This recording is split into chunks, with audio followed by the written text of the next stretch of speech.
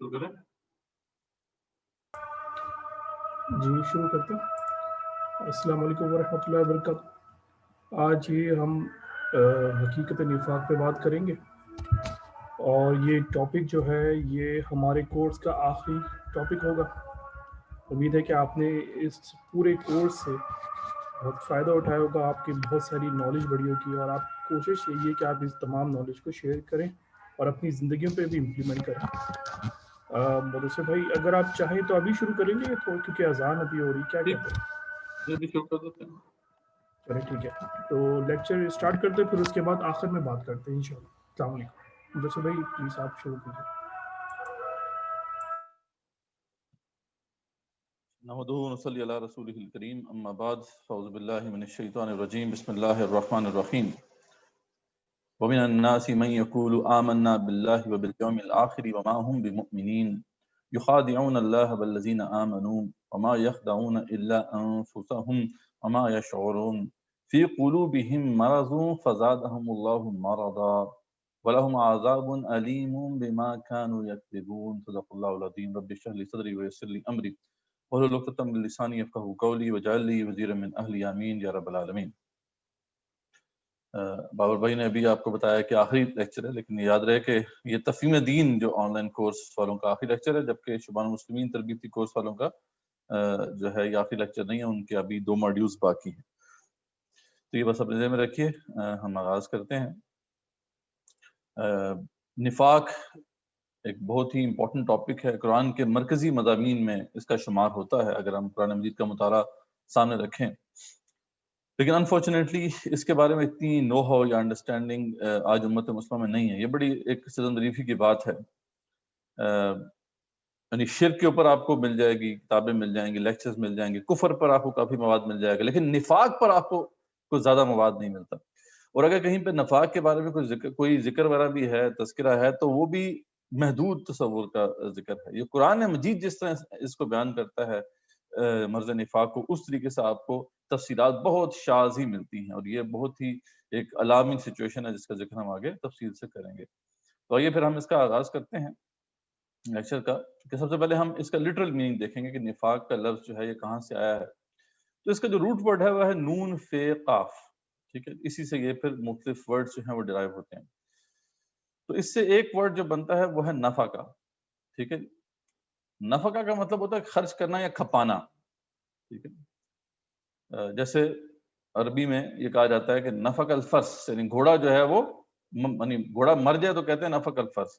اب ذرا پتہ گھوڑا جو ہے وہ ایسے نہیں مرتا، وہ بیچارہ کھپ کے مرتا ہے، ٹھیک ہے۔ تو اس اینگل سے یعنی اس کو سمجھیں کہ اپنے آپ کو کھپا دینا، ٹھیک ہے، یا زیادہ تر جو ہے مال کے حوالے سے ہی بات آتی ہے کہ مال کھپانا، لیکن جان کھپانے کے ضمن میں بھی اسے دیا جاتا ہے۔ اسی سے پھر ایک اور ورڈ جو ہے وہ عربی میں بنتا ہے اسی جو اسٹرکچر سے، یعنی جو 3 لیٹر جو اسٹرکچر ہے اس سے پھر جو ہے ایک لفظ بنتا ہے نفقن۔ نفقن جو ہے یہ بیسیکلی سرنگ کو کہتے ہیں، ٹھیک ہے۔ اسی طریقے سے اسی سے ملتے جلتے کچھ اور الفاظ بھی ہیں جن کے اندر یہ میننگ آتا ہے۔ تو 2 سوراخ ہوتے ہیں سرنگ کے اندر، تو اس کو اپنے ذہن میں رکھیں۔ تو اس اینگل سے یعنی جب ہم لفظ نفاق کے حوالے سے بات کرتے ہیں تو کافی حد تک ہمیں سمجھنے میں آسانی ہوتی ہے۔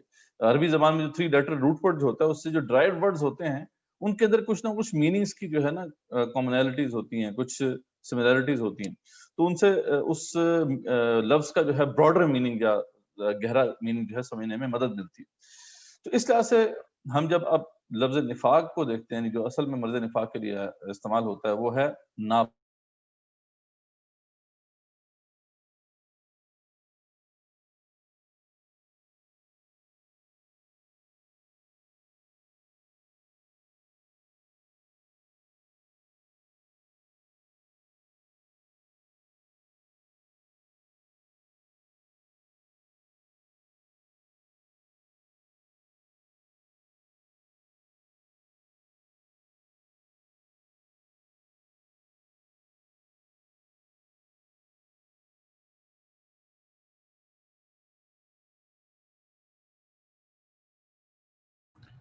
جی تھوڑا سا کچھ ٹیکنیکل ایشو ہوا ہے، مدثر بھائی ابھی جیسے ہی آن لائن آتے ہیں تو پھر انشاءاللہ ہی شروع کرتے ہیں۔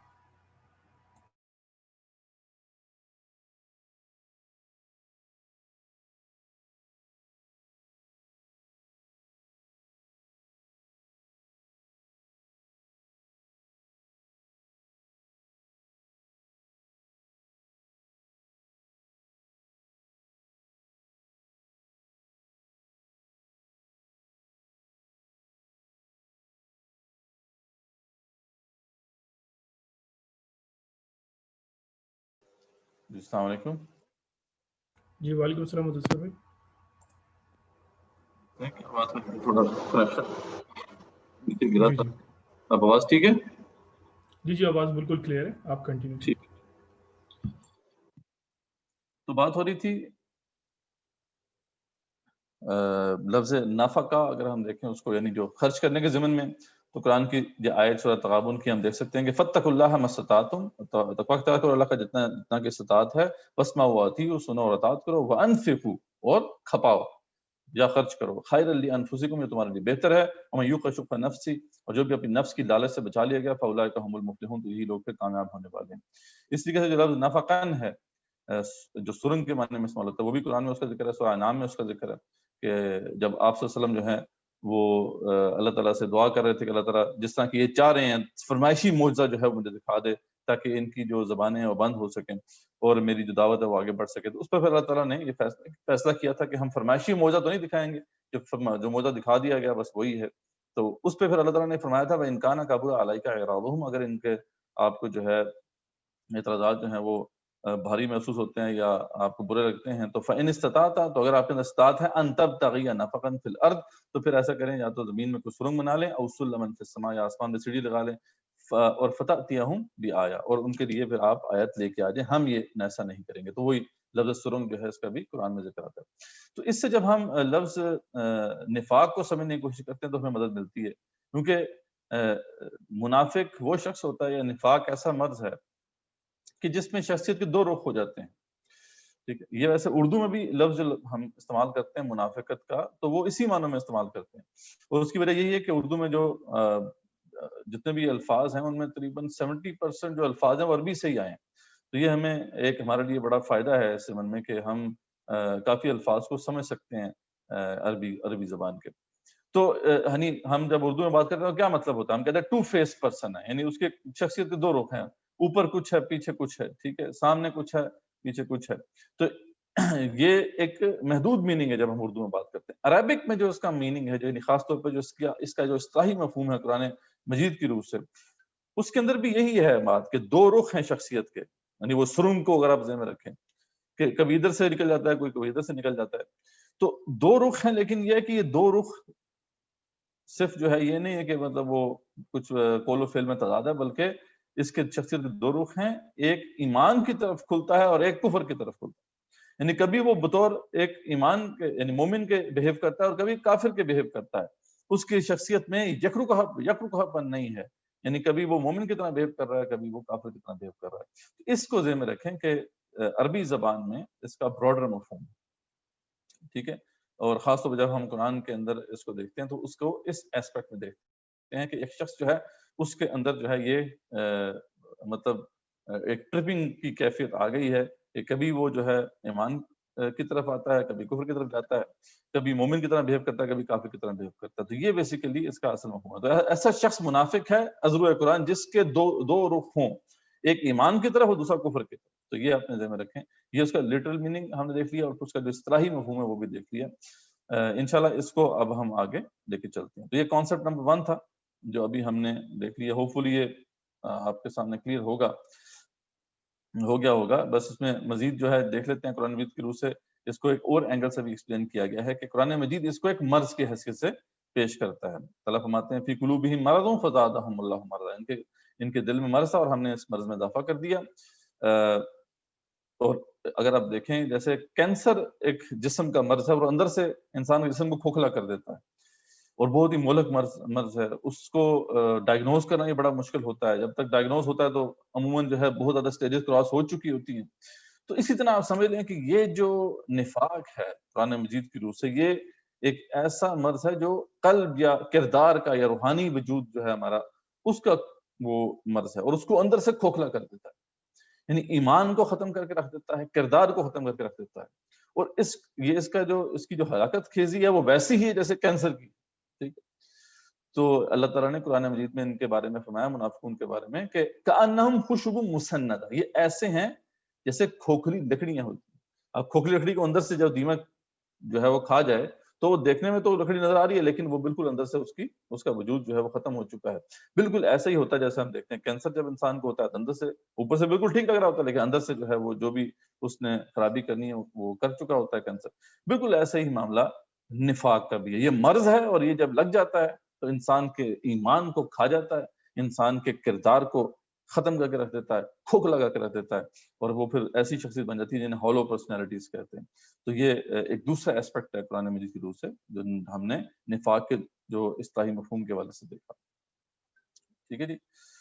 تو یہاں تک ہی ہم ابھی رکھتے ہیں، آپ ایک ویڈیو دیکھیں پھر انشاءاللہ اس میں ہم کنٹینیو کرتے ہیں۔ جی ظفر بھائی۔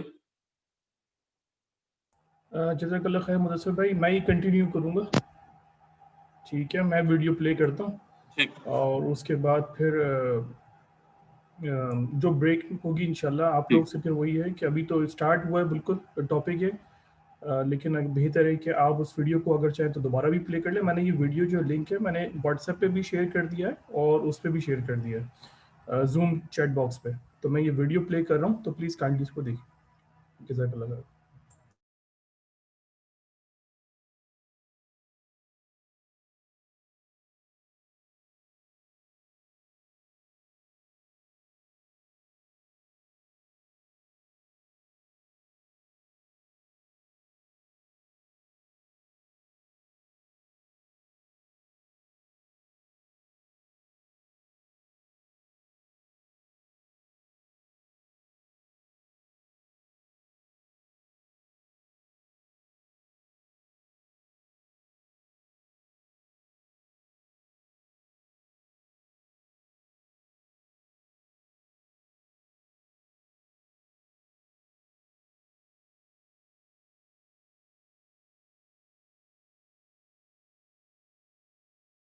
غیر شعوری غیر ارادی نفاق مجھے اور آپ کو جو سمجھنا ہے اور جس پر حضرت عمر یہ سوچ رہے ہیں کہ کہیں میں تو نہیں، وہ کون سا ہو سکتا ہے؟ ارادی تو نہیں ہو سکتا نا، وہ کوئی ہو سکتا ہے کہ میرے تحت شعور میں کوئی چیز ایسی تو نہیں آ گئی، میں جانوں بھی نہیں اور مجھے پتہ بھی نہ چلے اور ڈاکہ پڑ جائے میری دولت پر، ایسا تو نہیں ہے۔ حنظلہ جو ہے اپنے بارے میں جو پریشان ہو رہے ہیں نفاق کے، تو ظاہر ہے وہ ارادی نفاق کے بارے میں تو نہیں ہو رہے نا، اس کا تو کوئی سوال ہی پیدا نہیں ہوتا۔ انہیں اگر کوئی فکر ہے کہیں غیر شعوری طور پر میں منافق تو نہیں بنتا چلا جا رہا، تو ہمیں جس نفاق کو پہچاننا ہے اور سمجھنا ہے وہ در حقیقت یہ دوسرا نفاق ہے، اور قرآن مجید میں اکثر و بیشتر جہاں ذکر ہے منافقین کا وہ اسی قسم کے منافق ہیں۔ یہ نفاق کیا ہے اس کو سمجھنے کے لیے اب ذرا تھوڑا سا ایک مسئلہ سمجھیے۔ اس نفاق کی ایک قسم اور بڑی قسم، دیکھیے سب لوگ برابر نہیں ہوتے اپنی قوت ارادی میں، جیسے جسمانی طور پر کوئی کمزور کوئی قوی، اسی طریقے سے کوئی زیادہ ذہین کوئی کم ذہین، میں کودن نہیں کہتا، احمق نہیں کہتا، کم ذہین تو مان لیں گے نا۔ اسی طریقے سے قوت ارادی جو ہوتی ہے نا انسان میں، اس میں بھی کمی اور بیشی ہے۔ اب فرض کیجئے اس کو جب تک ایک انقلابی حیثیت سے نہیں سمجھیں گے دین کے معاملے کو، یہ نفاق سمجھ میں نہیں آئے گا۔ دین ایک انقلابی دعوت ہے، دین پر ایمان لاتے ہی مصیبت آتی ہے، مشکلات آتی ہے، حرام کو چھوڑنا پڑتا ہے۔ شعوری طور پر آج طے کیجئے تو آپ کو سود چھوڑنا پڑے گا کہ نہیں؟ آپ نے لمبے چوڑے کاروبار بچھا رکھے ہیں، بڑے اونچے اونچے دبیس قسم کے جس میں پورے پورے پاؤں دھس جائیں، ایسے قالین آپ نے بچھا رکھے ہیں، تو یہ سب بساط الٹنی پڑے گی کہ نہیں؟ کوئی رشوت سے، کوئی سمگلنگ سے، کوئی سود سے، کوئی کسی اور کام سے۔ تو یہ معاملہ جان لیجئے، پھر دین چاہتا ہے مجھے غالب کرو۔ اب دین کو غالب کرنے میں جان کھپتی ہے کہ نہیں؟ اور جان پیاری ہے۔ کہا جاتا ہے لاؤ اللہ کے راستے میں مال صرف کرو، مال پیارا ہے کہ نہیں؟ مال پیارا ہے۔ یہاں آتا ہے اصل مسئلہ کہ ایک تو وہ قوی ہمت لوگ ہوتے ہیں جو ایمان لائے اور اس کے بعد ان کی قوت ارادی اتنی مضبوط ہے کہ ہر چہ باد آباد۔ اب جو کوئی چاہے کہے، جو استہزاء ہو، جو تمسخر ہو، جو مذاق اڑے، میں کل بیان کر چکا ہوں حضور کا کیسے کیسے مذاق اڑا ہے۔ پھر جو تکلیف آئے، جو ایذا ہو، جس طرح ستایا جائے، ہر چہ باد آباد۔ ماں کشتی درا بنداختین، ایک ڈیسیژن ہے کہ ان صلاتی و نسکی و محیایا و مماتی للہ رب العالمین۔ میں نے تو اپنی جس طرح میری نماز اور قربانی اللہ کے لیے، اپنی زندگی اور موت اللہ کے حوالے کر دی۔ کل میں نے آیت آپ کو سنائی تھی، ان اللہ اشتری من المؤمنین انفسهم واموالهم بان لهم الجنہ یقاتلون فی سبیل اللہ فیقتلون ویقتلون۔ اللہ تو اہل ایمان سے ان کی جانیں اور مال خرید چکا ہے جنت کے عوض، لہذا اب وہ بالکل نچنت ہو کر اللہ کی راہ میں قتال کرتے ہیں۔ جان میری تھوڑی ہے، میں تو دے چکا اللہ کو پہلے ہی، آج جائے کل جائے فرق کیا پڑا، میں تو دے چکا، مال تو میں دے چکا، اللہ جب چاہے لے لے۔ تو ایسے شخص کو نہ مال دینے میں کوئی باک، نہ جان دینے میں کوئی باک۔ یہ تو ہے مومن صادق۔ اور ایک شخص جو ہے اللہ کو مان لیا، رسول کو مان لیا، اب اللہ اور اس کے رسول کا دین، اس کا بول بالا کرنا ہے، جو ہو سو ہو۔ یہ لوگ ہیں کہ جو مطلوب ہیں، ایسے ہی لوگ انقلاب برپا کرتے ہیں۔ یہ نہیں ہوں گے انقلاب نہیں آئے گا، نظام کوئی قائم نہیں ہو سکتا۔ لاکھ آپ کو پسند ہو اسلام، اسلام غالب کبھی نہیں ہوگا جب تک کہ ایسے لوگ نہیں ہوں گے جو ہر چہ باد آباد کی شان کے ساتھ میدان میں نہ اتر آئے۔ لاکھ کوئی شخص چاہتا ہو کمیونزم نہیں آ سکتا جب تک کہ ایسے لوگ نہ ہو جو ہر چیز قربان کرنے کے لیے تیار ہو۔ لیکن اب آپ آئیے دوسرے لوگوں کی طرف، جو بیچارے کمزور ہیں، تھوڑ دلے ہیں، کم ہمتیں ہیں۔ وہ غالب کا وہ شعر کہ جانتا ہوں ثواب طاعت و زہد پر طبیعت ادھر نہیں آتی۔ آپ نے دیکھا ہوگا کچھ لوگ کسی عادت کو چھوڑنا چاہتے ہیں، عادت کے ہاتھوں مجبور ہیں، چھوڑنا چاہتے ہیں، اپنی عادت ہے، چھوڑنا چاہتے نہیں چھوڑ سکتے، کوئی کام کرنا چاہتے نہیں کر سکتے۔ لاکھ خواہش ہے کہ فجر کی نماز میں جماعت کے ساتھ ادا کروں، لیکن جب عین وقت آتا ہے اس وقت وہ قوت ارادی ڈھیلی پڑ جاتی ہے اور آدمی سویا رہ جاتا ہے۔ بلکہ بسا اوقات ایسا بھی ہوتا ہے کہ آنکھ بھی کھلی، اذان بھی سنی، لیکن اسی وقت جو ہے وہ قوت ارادی مزمحل ہوئی، نفس کا غلبہ ہوا، کروٹ لی، چادر خوب اچھی طریقے سے اور درست کر کے اوڑھ لی، اور اب جب دھوپ کی تپش ہوگی تبھی آنکھ کھلے گی۔ یہ کیا ہے؟ یہ قوت ارادی کی کمزوری ہے۔ اب ایک شخص کا تصور کیجئے کہ وہ اسلام لایا دیانتداری سے، دھوکے سے نہیں، وہ چاہتا ہے مسلمان بننا، وہ چاہتا ہے ایمان کے تقاضے پورے کرنا، وہ چاہتا ہے کہ میں بھی اللہ کے ہاں مومن شمار کیا جاؤں. وہ سورہ حجرات کی آیات.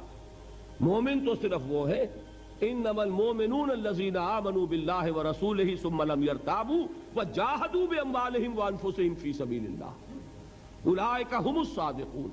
مومن تو صرف وہ ہے جو ایمان لائے اللہ پر اور اس کے رسول پر، پھر شک میں نہیں پڑے اور انہوں نے جہاد کیا اور کھپائے اس میں اپنی جانیں بھی اور اپنے مال بھی. سچے صرف یہ ہیں. تو جی تو ان کا بھی چاہتا ہے کہ مومنین صادقین کی فہرست میں ہمارا بھی نام ہو، لیکن جب آئی آزمائش، جب آیا مطالبہ، آؤ نکلو اب اللہ کی راہ میں، جان ہتھیلی پر رکھو، موقع آ گیا ہے، آؤ بھائی چلو نکلو اللہ کی راہ میں، یا ایسا وقت کٹھن آ گیا ہے اللہ کے دین کو پیسے کی ضرورت ہے، نکالو پیسے. اب وہ جان بھی عزیز، مال بھی عزیز، اب وہ گو مگو کی حالت میں گرفتار ہو گئے. اس لفظ کو یاد رکھ لیجئے، گو مگو، تربص، چلوں نہ چلوں، جاؤں نہ جاؤں، بڑھوں نہ بڑھوں. یہ جو تذبذب ہے، یہ لفظ منافقین کے یہ لفظ سورہ نساء میں آیا ہے، مذبذبین بین ذالک لا الہ ہؤلاء ولا الہ ہؤلاء. یہ وہ لوگ ہیں، ایک تو وہ ہے نا ڈیسیژن لیا ہے، ڈٹ گئے، ایک وہ ہے کہ مذبذب ہو گئے، نکلے کہ نہ نکلے، چلے کہ نہ چلے، ہاتھ بڑھے جیب کی طرف کہ نہ بڑھے، تجوری کھولوں کہ نہ کھولوں. یہ تذبذب ہے. اس میں اگر کبھی ایسا ہو گیا کہ دین کے مطالبے میں آدمی پیچھے رہ گیا، بزدلی دکھائی، پیٹھ دکھا دی، گھر میں دولت رکھی ہے اور اللہ کی راہ میں صرف نہیں کی، اب کیا ہوگا؟ ایک شکل تو یہ ہے کہ وہ اس کا اعتراف کر لے، مجھ سے خطا ہوئی، مجھ سے غلطی ہوئی، حضور کے پاس آیا، حضور مجھ سے خطا ہوئی، میرے لیے استغفار کیجیے، میرے لیے اللہ سے معافی چاہیے، میں آئندہ کے لیے وعدہ کرتا ہوں کہ ثابت قدم رہوں گا، جو دین کا تقاضا ہوگا پورا کروں گا. ایسے شخص کو کیا کہیں گے؟ ضعیف الایمان. ایمان کمزور ہو گیا تھا اس کا، اس وقت ایمان کمزور پڑ گیا تھا جو نہیں نکل سکا. اس وقت قوت ارادی مزمحل ہو گئی تھی، اس وقت دنیا دین پر غالب آ گئی تھی، اس وقت نفس جو ہے ایمان کے اوپر حاوی ہو گیا تھا. تبھی تو ہوا نا. اس کو کیا کہیں گے؟ ضعف ایمان. کب تک؟ جب تک اعتراف ہو اپنی خطا کا، تقصیر کو تسلیم کیا جائے، کوتاہی کو مانا جائے، اس پر استغفار ہو، اس پر معافی کی طلب کی جائے، اس وقت تک کیا ہے؟ ضعف ایمان. لیکن اگلی سٹیج آتی ہے. اب 3 سٹیجز ہیں نفاق کی. یہاں تک تو ہے ایمان، آگے اب نفاق کی سرحد شروع ہو جائے گی. اور یہ سمجھ لیجئے کہ نفاق گویا کہ ٹی بی کے مرض کی طرح ایک مرض ہے، ایک روگ ہے. آپ نے، کیونکہ میں اس لیے یہ مثال دے رہا ہوں کہ یہ عام طور پر آپ نے سنا ہوگا 3 سٹیجز ہیں ٹی بی کی، فرسٹ سٹیج، سیکنڈ سٹیج اور تھرڈ سٹیج میں پہنچ کے پھر اب تو خیر علاج زیادہ اس وقت ہو چکا ہے، ادویات بہت مؤثر ہیں، لیکن پہلے جب تک ہم بھی پریکٹس کر رہے تھے، جب تک اس وقت تک تھرڈ سٹیج میں پہنچے ہوئے شخص کے بارے میں امید نہیں رہتی تھی کہ اب اس کی شفا ہوگی. اب یہی ہے کہ جتنا کھینچ جائے کھینچ جائے. تو اسی طریقے سے نوٹ کیجئے گا 3 سٹیجز آئیں گی اس مرض کی، وہ میں ابھی بیان کر رہا ہوں. پہلی سٹیج کیا ہے کہ کئی مرتبہ اعتراف کرنے کے بعد آدمی کا نفس آمادہ کرتا ہے کہ میاں کیوں ہر دفعہ اپنے آپ کو ذلیل کرواتے ہو لوگوں کے سامنے، جھوٹ بول دو. جی یہ عذر تھا، یہ مجبوری تھی، یہ کمزوری تھی. کمزوری نہیں، یہ میرے لیے رکاوٹ تھی. خدا کی قسم میں تو آنا نہیں، ابھی اس کو بھی چھوڑیے، یہ سیکنڈ سٹیج میں آئے گا. میں تو آنا چاہتا تھا، میں نے پوری تیاری کر لی تھی، پوری آمادگی تھی، کیا کروں عین وقت پر بیوی بیمار پڑ گئی، فلاں یہ ہو گیا، یہ مصیبت آ گئی، اس کی وجہ سے میں نہیں آ سکا. اس میں کیا ہوا کہ عزت تو بچ گئی، عزت نفس انسان کی بچ گئی، لیکن جھوٹ بول. یہاں جھوٹ سے یوں سمجھیے اب یہ ضعف ایمان نہیں رہا، یہ نفاق شروع ہو گیا. جب کئی مرتبہ یہ بات ہو جائے گی تو اب لوگوں کے نگاہوں میں اعتبار کم ہو جائے گا. یہ ہر دفعہ ہی کوئی مجبوری ہو جاتی ہے، یہ ہر دفعہ ہی کوئی عذر لے کر کھڑے ہوتے ہیں. لہذا اب ضرورت پیش آتی ہے جھوٹی قسموں کی. خدا کی قسم کھا کر کہہ رہا ہوں، آپ میرا اعتبار نہیں کر رہے، میں خدا کو گواہ بنا کر کہہ رہا ہوں کہ یہ مجبوری تھی اور یہ مجھے تکلیف تھی اور یہ میری مشکل تھی، ورنہ میں بالکل تیار تھا، میں آپ سے آگے جاتا۔ آپ کیا سمجھتے ہیں؟ یہاں جب جھوٹی قسمیں شروع ہوئی، اب یہ مرض دوسری سٹیج میں آ گیا۔ لیکن یہ بات جان لیجئے، ان دونوں سٹیجز میں ابھی شفا کا امکان ہے، واپس آ سکتا ہے انسان اگر متنبہ ہو جائے اپنے اس مرض پر اور چاہے اس کی اصلاح کرنا تو کر سکتا ہے۔ یہی وجہ ہے آپ دیکھیں کہ قرآن مجید میں یہ حکمت ہے اللہ کی، سورہ بقرہ میں نفاق کا ذکر ہے، نام لے کر نہیں۔ وَمِنَ النَّاسِ مَن يُؤْمِنُ بِاللَّهِ مَن يَقُولُ آمَنَّا بِاللَّهِ وَبِالْيَوْمِ الْآخِرِ وَمَا هُم بِمُؤْمِنِينَ۔ پورا رکوع جو ہے، یہ آپ تمام مفسرین کو دیکھیے گا، وہ بتاتے ہیں یہ منافقین کے لیے لفظ نفاق کہیں نہیں آیا۔ کیا فرمایا؟ فی قلوبہم مرض فزادہم اللہ مرضا، ان کے دلوں میں ایک روگ ہے، بیماری ہے، اور اللہ نے ان کے اس مرض کو بڑھا دیا ہے۔ یہ اللہ کی سنت ہے، آپ ہدایت کی طرف آئیں گے اللہ آپ کی ہدایت میں اضافہ کرے گا، نیکی کی طرف آئیں گے، ایک نیکی کریں گے 10 نیکیوں کی مزید توفیق ملے گی، غلط راستے کی طرف جائیں گے اللہ اس راستے کو آپ کے لیے آسان کر دے گا، جاؤ دفع ہونے تو اس کو جدھر جاتا ہے۔ ایک برا کام کریں گے 10 برائیوں کا راستہ اور کھل جائے گا، ایک بے حیائی کریں گے 10 بے حیائیاں آسان ہو جائیں گی، نفاق کا راستہ اختیار کریں گے اللہ اسی کو آگے آپ کے لیے کھول دے گا۔ تو یہ ہے وہ قاعدہ و قانون۔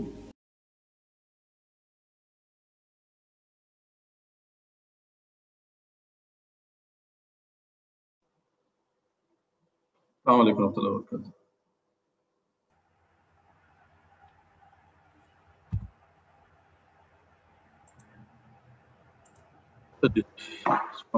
کرتے ہیں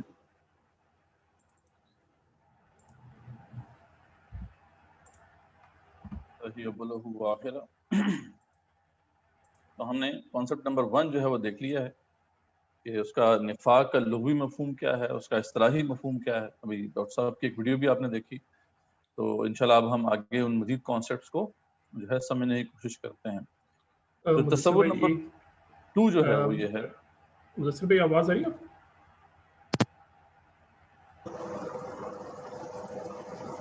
مدثر بھائی آواز آ رہی ہے آپ کو؟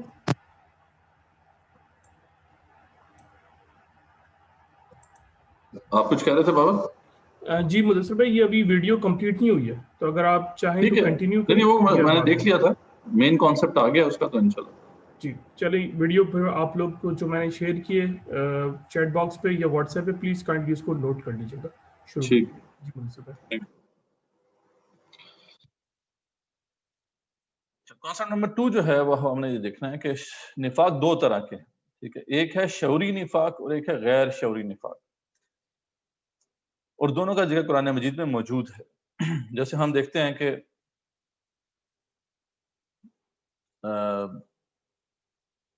سورہ آل عمران میں اللہ تعالیٰ فرماتے ہیں کہ وَقَالَتْ طَائِفَةٌ مِّنْ أَهْلِ الْكِتَابِ آمِنُوا بِالَّذِي أُنزِلَ عَلَى الَّذِينَ آمَنُوا وَجْهَ النَّهَارِ وَاكْفُرُوا آخِرَةً لَعَلَّهُمْ يَرْجِعُونَ، ٹھیک ہے۔ تو ان میں سے ایک اہل کتاب کا گروہ ایسا کرتا ہے کہ وہ کہتا ہے کہ دیکھو ایمان لاؤ، جو بھی ایمان مطلب جس طرح ایمان لاتے ہیں لوگ، تم بھی ایمان لاؤ دن کے آغاز میں اور شام کو پھر کافر ہو جاؤ، یعنی اسی دن کے اینڈ میں آپ کافر ہو جاؤ، تاکہ جو ہے نا یہ جو اسلام کی طرف مائل ہو رہے ہیں یہ بھی پلٹ جائیں۔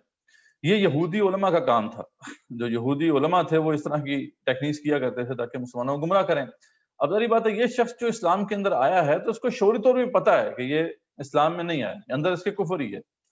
یا ان کے بارے میں اللہ تعالیٰ سورہ مائدہ میں فرماتے ہیں کہ وَإِذَا جَاءُوكُمْ قَالُوا آمَنَّا، جب یہ تمہارے پاس آتے ہیں تو کہتے ہیں، جب جو ہے تمہارے پاس تمہاری محفل میں ہوتے ہیں تو کہتے ہیں کہ ہم ایمان لے آئے، وَقَدْ دَخَلُوا بِالْكُفْرِ وَهُمْ قَدْ خَرَجُوا بِهِ، تو اللہ فرماتے ہیں کہ یہ داخل ہی کفر میں ہوئے ہیں، ان کو اندر سے کوئی ایمان نہیں لے کے آئی، صرف زبانی جو ہے انہوں نے کہہ دیا ہے کہ ہم ایمان لے کر آئے ہیں، اندر ان کے شروع سے ہی کفر تھا اور اسی کے ساتھ وہ نکل گئے۔ تو یعنی کبھی ایمان کے دائرے کے اندر یہ داخل دراصل ہوئے ہی نہیں ہیں۔ واللہ اعلم بما كانوا یکتمون، اللہ جانتا ہے جو کچھ بھی یہ چھپاتے ہیں، ٹھیک ہے۔ تو یعنی یہ وہ منافقین کی وہ قسم ہے کہ جن کو پتہ بھی ہوتا ہے کہ وہ منافق ہے. جیسے کہ اسلام کے اندر اسلامی تاریخ میں ایسے بہت سے کریکٹر ملتے ہیں. لارنس آف عربیہ کا ملتا ہے کریکٹر, ریمنڈ ڈیوس کا کریکٹر ہمارے سامنے پاکستان میں موجود تھا. یہ مسلمانوں میں گھسے ہوئے تھے, ٹھیک ہے, اور اپنے آپ کو مسلمان شو کرتے تھے, لیکن یہ ہے کہ دراصل وہ ایجنٹ سے غیر مسلم تھے. تو اس طرح کے لوگ جو ہیں یہ سیرت محمدی صلی اللہ علیہ وسلم میں بھی ہمیں نظر آتے ہیں. یعنی آپ صلی اللہ علیہ وسلم کے دور میں بھی ایسے لوگ موجود تھے جو اس طریقے سے جو ہے اسلام کا لبادہ اوڑھ کر مسلمانوں کو گمراہ کرنے کے لیے آ جاتے تھے. انہیں شعوری منافقین کہا جاتا ہے. اور یہ جو نفاق ہے یہ شعوری نفاق ہے, کیونکہ چہرے میں سامنے کچھ ہے اور پیچھے کچھ ہے. لیکن شعوری نفاق کے علاوہ بھی ایک نفاق کی قسم ہے جو سب سے زیادہ خطرناک ہے, جس سے ہمیں جو ہے وہ خوف کھانا چاہیے, اور وہ ہے غیر شعوری نفاق.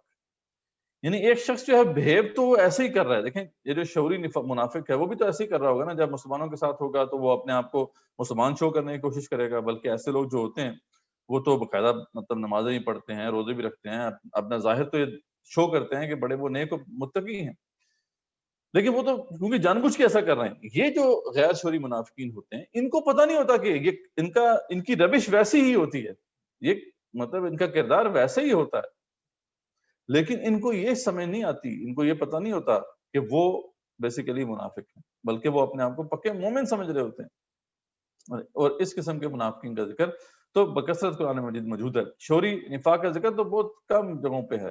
زیادہ جگہوں پر جو ڈسکشن ہے وہ ساری کی ساری غیر شعوری نفاق کے حوالے سے, اور یہ بیسیکلی وہ مسکنسیپشن شاید ہو گئی ہے جس کی وجہ سے آج امت مسلمہ میں اس کے بارے میں جو نو ہاؤ ہے, انڈرسٹینڈنگ ہے, وہ نہ ہونے کے برابر ہے. کہ لوگ شاید سمجھتے ہیں کہ یہ منافقین سے مراد وہی ہے وہ جو غیر مسلم ایجنٹس ہیں, حالانکہ ایسی بات نہیں ہے. جو اصل میں جس کو اللہ تعالیٰ نے بار بار ہائی لائٹ کیا ہے قرآن مجید میں, وہ غیر شعوری نفاق ہے. سورہ بقرہ میں اللہ فرماتے ہیں, جو میں نے آیت آپ کے سامنے تلاوت بھی کی, وَمِنَ النَّاسِ مَن يَقُولُ آمَنَّا بِاللَّهِ وَبِالْيَوْمِ الْآخِرِ, لوگوں میں سے ایسے بھی ہیں جو کہتے تو ہیں کہ ہم اللہ اور آخرت پر ایمان لائے, وَمَا هُمْ بِمُؤْمِنِينَ, حالانکہ وہ ایمان نہیں لائے. يُخَادِعُونَ اللَّهَ وَالَّذِينَ آمَنُوا, وہ جو ہے اللہ تعالیٰ کو بھی دھوکہ دیتے ہیں, اہل ایمان کو بھی دھوکہ دیتے ہیں. وَمَا يَخْدَعُونَ إِلَّا أَنفُسَهُمْ, لیکن یہ اپنے آپ کو ہی دھوکہ دے رہے ہیں دراصل. وَمَا يَشْعُرُونَ, لیکن ان کو شعور نہیں ہے. دیکھیں ان کو نہیں پتا کہ یہ ان کا بیہیویئر اس طریقے سے ہے. جیسے کہ سورہ نساء میں اللہ فرماتے ہیں کہ الذین آمنوا ثم کفروا ثم آمنوا ثم کفروا. اب یہ وہ بات کلیئر ہو جائے گی آپ کے سامنے جو ہم نے نفاق کا اصطلاحی مفہوم سمجھا تھا. وہ ہم نے کیا بات کی تھی؟ وہاں ہم نے کہا تھا کہ دیکھیں یہ شخص ہوتا ہے جس کی شخصیت کے دو رخ ہوتے ہیں, ایک ایمان کی طرف اور ایک کفر کی طرف. تو اس آیت سے بالکل واشکاف الفاظ میں یعنی یہ آیت جو ہے ایکسپلین کر دیتی ہے یہ سارا ماجرا. تو اللہ فرماتے ہیں الذین آمنوا ثم کفروا, یہ جو لوگ ہیں ایمان لائے پھر کفر کیا, ثم آمنوا ثم کفروا, پھر ایمان لائے پھر کفر کیا, ثم ازدادوا کفرا, اور پھر یہ کفر میں بڑھتے گئے. لم یکن اللہ لیغفر لهم ولا لیہدیہم سبیلا, تو اللہ تعالیٰ ان کو کبھی نہیں بخشے گا اور نہ ہی ان کو سیدھے راستے کی طرف ہدایت دے گا. تو یہ اس کا مطلب ہے کہ وہ ایمان میں کبھی ہوتے ہیں, ایسا نہیں ہے کہ وہ بالکل کفر کی طرف ہوتے ہیں, لیکن یہ ہے کہ وہ ان کے اندر ٹرپنگ شروع ہو جاتی ہے. تو ذالک بیان ہم آمنوا ثم کفروا, اللہ تعالیٰ سورہ منافقون میں فرماتے ہیں کہ یہ اس لیے ہوا کہ ایمان لائے تھے پھر کافر ہو گئے. فتوب علی قلوبہم, ان کے دلوں پہ جو ہے وہ مہر لگا دی گئی. فہم لا یفقہون, لیکن ان کو اس کی سمجھ نہیں ہے, ان کے ساتھ کیا ہوا ہے ان کو نہیں پتہ چل رہا, ان کو اس بات کا شعور حاصل نہیں ہے. اور یہ خاص طور پہ جو بڑا ہی ہلا دینے والا مقام ہے سورہ حدید میں, یعنی ایسے لوگوں کو اپنے مرنے کے بعد تک بھی پتہ نہیں ہوگا کہ وہ منافق تھے. یعنی یہ ہلا دینے والی بات ہے, واقعی ہلا دینے والی بات ہے. یہ تو روز محشر جب اللہ تعالیٰ ان سے کہیں گے کہ جاؤ یہ پل صراط کو کراس کر لو, تو وہاں جو دل کا ایمان ہوگا وہ روشنی میں تبدیل ہو جائے گا, یا نامہ اعمال جو ہوں گے دو جائیں ہاتھ میں جن کو دیے جائیں گے وہ اس کی روشنی ہوگی. تو وہاں پہ جب ان کو معلوم ہوگا کہ یہ تو منافق تھے, کیونکہ ان کے دل میں ایمان تو تھا نہیں, وہ تو دل کے اندر تو ایمان کی جتنی کیفیت ہوگی اس کے مطابق ہی روشنی ملے گی وہاں پر, تو یہ روشنی سے محروم ہو جائیں گے. اور اس وقت وہاں پہ وہ حیرانگی سے پوچھیں گے, ایک تو پہلے چلائیں گے, اہل ایمان کو پکاریں گے کہ بھائی ہمیں بھی کچھ جو ہے اپنے اس نور سے دے دو, ٹھیک ہے. تو اس پہ اہل ایمان ان کو کہیں گے دیکھیں یہ نور تو آپ کو پہلے پیچھے سے لے کے آنا تھا, یہ تو اعمال کا نور ہے, یہ تو جو ہے سچے ایمان کا نور ہے, وہ آپ کے پاس نہیں ہے, ہم آپ کو نہیں دے سکتے. لیکن وہ پھر جو اہل ایمان ہیں وہ منافقین کو وہاں پر یہ بتائیں گے کہ تمہارے ساتھ ہوا کیا اصل معاملہ. تو وہ کہیں گے ینادونہم الم نکن معکم, وہ پکاریں گے یہ منافقین اہل ایمان کو، کیا ہم تمہارے درمیان نہیں تھے؟ یہ ہمارے ساتھ کیا ہوا؟ یعنی ان کے لیے وہاں پہ بھی یہ شاکنگ نیوز ہوگی. یہ ہے ہلا دینے والی بات. غیر شعوری جو نفاق ہے، اس کی جو ہلا دینے والی بات یہ ہے، جس کو لگ جائے یہ مرض، اس کو پتہ ہی نہیں چلتا، اس کو احساس ہی نہیں ہوتا کہ وہ منافق ہو گیا. اس کو سمجھیں، اس کو آگے بھی انشاءاللہ اس کو مزید ہم دیکھتے ہیں. تو یہ بڑی ہی ایک اہم آیت ہے کہ اہل ایمان پھر ان کو بتائیں کہ ہاں مسئلہ تو یہ ٹھیک ہے، آپ ہمارے ساتھ ہی تھے. قالوا بلا ولکنکم فتنتم انفسکم، لیکن تم نے اپنے آپ کو آزمائش میں ڈال رکھا تھا. اب اس کی تفصیل بہت ہے کہ ایک ہے آزمائش پڑ جانا اللہ کی طرف سے، ایک ہے اپنے آپ کو خود ہی آزمائش میں ڈال لینا.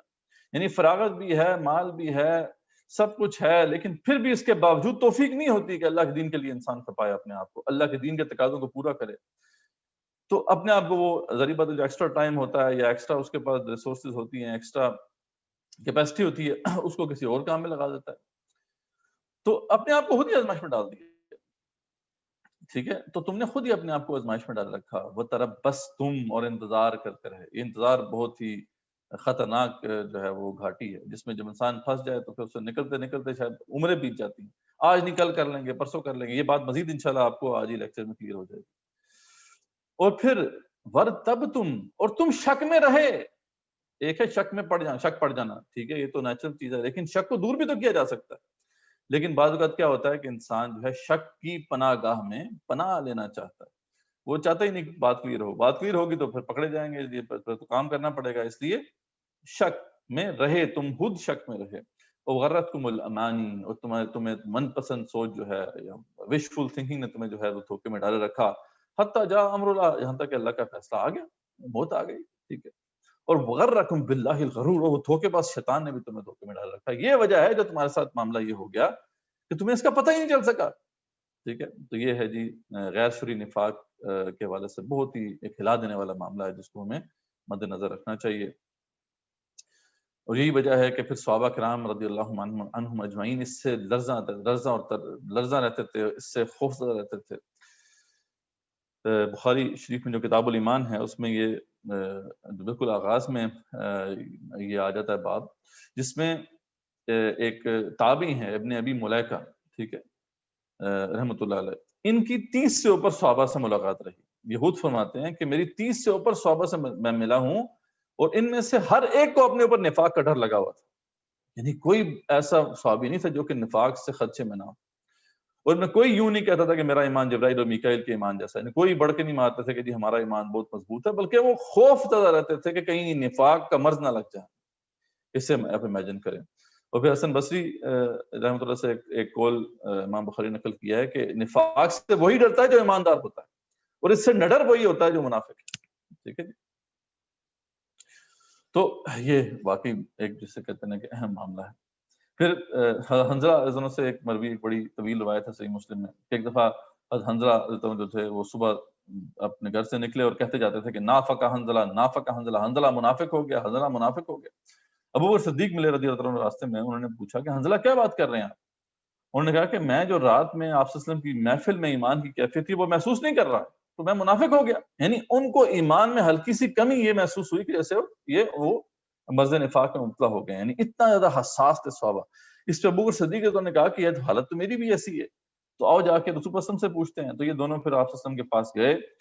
تو آپ صلی اللہ علیہ وسلم نے کہا کہ نہیں، ایسی بات نہیں کہ نفاق ہے. ایمان کی وہ کیفیت جو میری محفل میں تمہاری ہوتی ہے اگر مستقل ہو جائے تو پھر تو فرشتہ تمہارے مطلب جو ہے وہ سونے کی جگہوں پر آ کے تم سے مسافر کریں. تو ایسا نہیں، کبھی ایسے کبھی ایسے، آپ سے کبھی ایسے ہوگا کبھی ایسے ہوگا، یہ کیفیت تبدیل ہوتی رہے گی. تو یعنی لیکن وہ ٹھیک ہے وہ نفاق نہیں تھا، آپ نے کلیریفائی کر دیا، لیکن ان کو احساس کیا تھا یہ میٹر کرتا ہے کہ ایمان میں ہلکی سی کمی جو ہے ان کو محسوس ہوئی، تو انہوں نے یہ خدشہ ظاہر کیا کہ کہیں میں منافق تو نہیں ہو گیا. اور پھر بہت ہی مشہور واقعہ ہے، آپ کو پتہ ہی ہے، حضرت حذیفہ رضی اللہ عنہ کو جو تھے اللہ تعالیٰ نے، اللہ کے رسول صلی اللہ علیہ وسلم نے نام بتا دیے تھے منافقین کے. ٹھیک ہے. تو اور یہ بیسیکلی غزوہ تبوک کے دوران یہ واقعہ پیش آیا تھا کہ جب آپ صلی اللہ علیہ وسلم جو تھے وہ جا رہے تھے، کسی گھاٹی سے گزر رہے تھے، تو ساتھ حذیفہ رضی اللہ عنہ آپ کے ساتھ تھے. تو اس دوران پھر منافقین نے کچھ حملہ کیا تھا آپ صلی اللہ علیہ وسلم کے اوپر.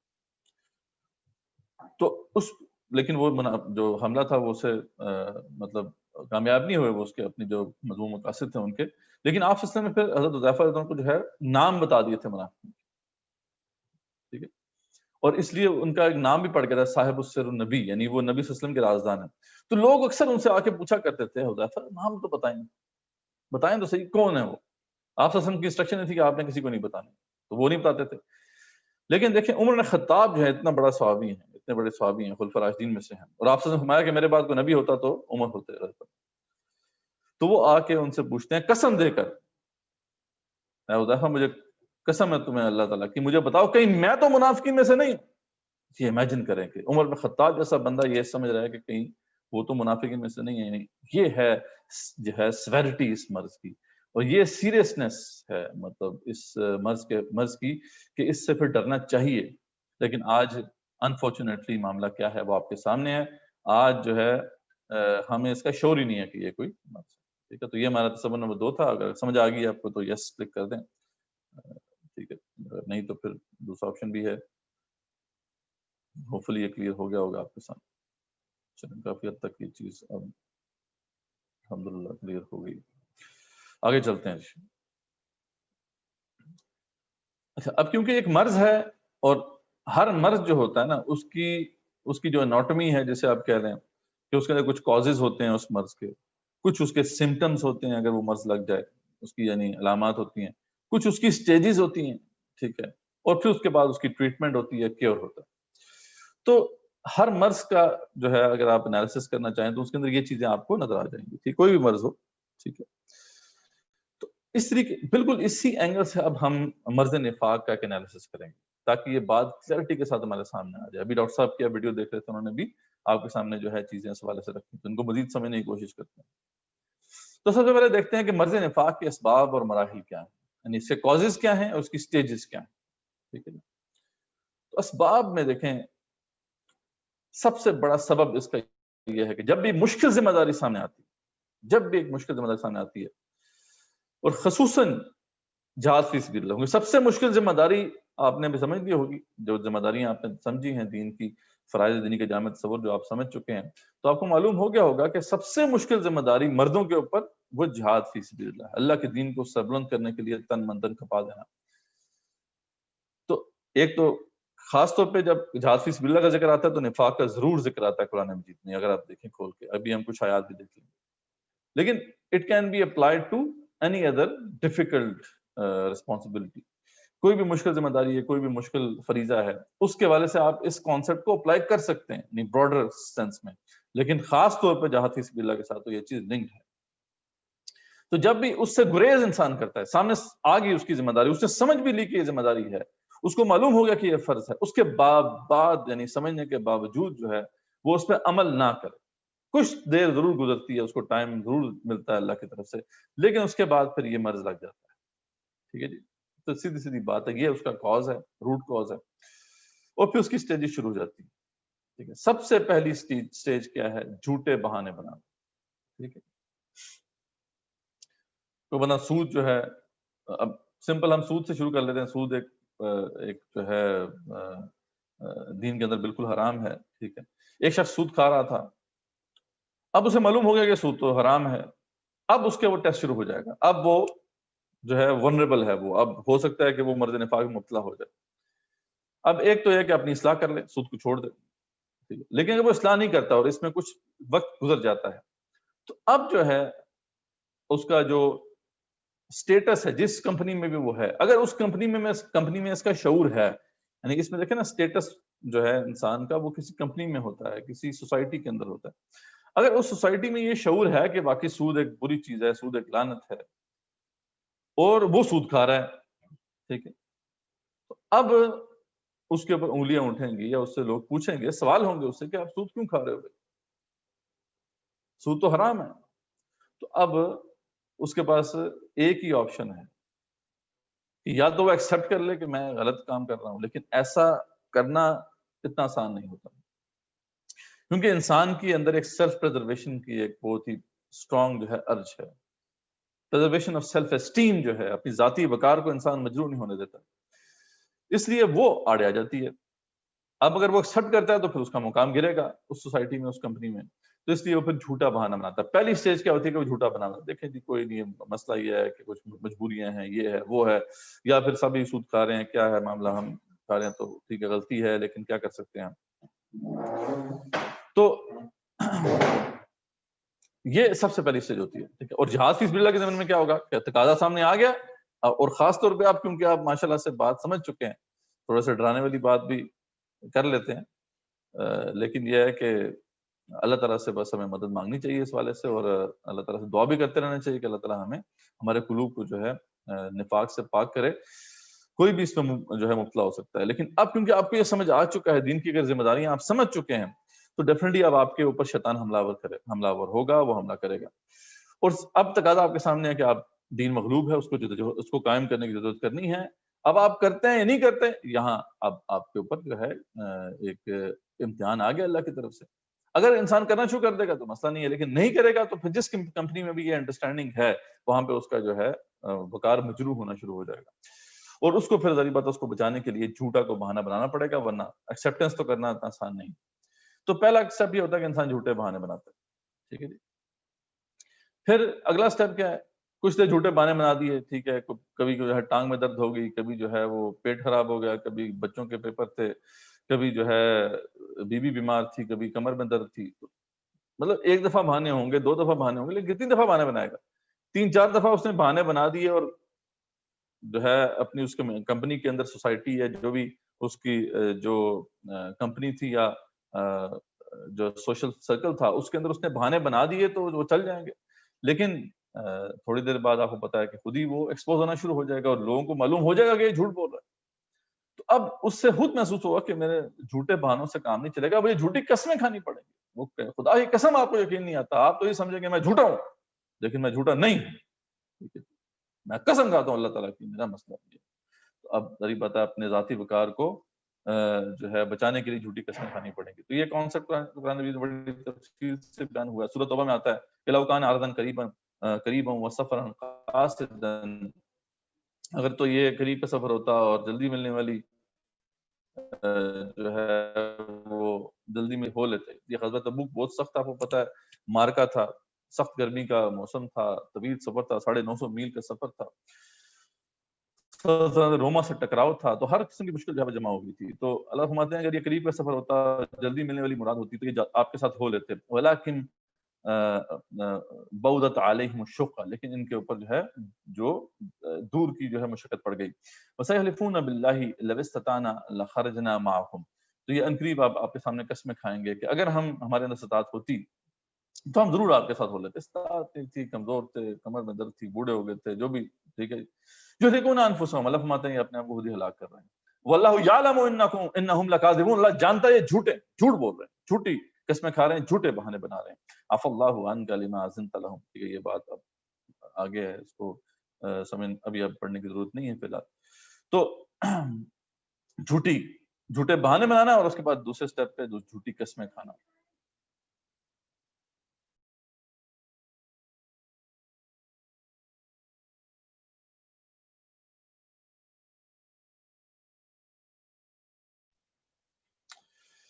اچھا، اس کے بعد ہم دیکھتے ہیں کہ کچھ عرصہ گزر گیا، جھوٹی قسمیں بھی کھا لی، وہ بھی، اس سے بھی گزارا نہیں چلا.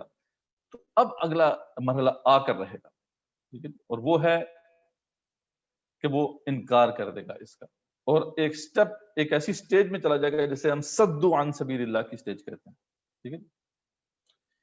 یعنی اب ایک وقت ایک ایسا آ گیا ہے کہ اب اس کو لازمی ماننا پڑے گا کہ اس نے جو ہے وہ غلط کیا تھا، ٹھیک ہے. اب یہاں سے واپس آنا اتنا آسان نہیں ہے، کیونکہ دیکھیں جھوٹی قسمیں کھا رہا تھا، تو اس سے ادھر سے واپس آنا اس کے لیے اس صورت ممکن ہے کہ وہ سب کے سامنے بتائے، اعتراف کرے گی، میں جھوٹی قسمیں میں نے کھائی تھی، میں جھوٹے بہانے بنائے تھے، مجھے معاف کر دیں، ٹھیک ہے، میں نے اپنی اصلاح کر لی ہے. اتنا آسان نہیں ہے. اب اپنے آپ کو مزید گرا کر اوپر جو ہے اپنی اصلاح اپنا جو ہے امپروو کرنا پڑے گا معاشرتی اسٹیٹس، ورنہ اس سے کم پہ گزارا نہیں چلے گا.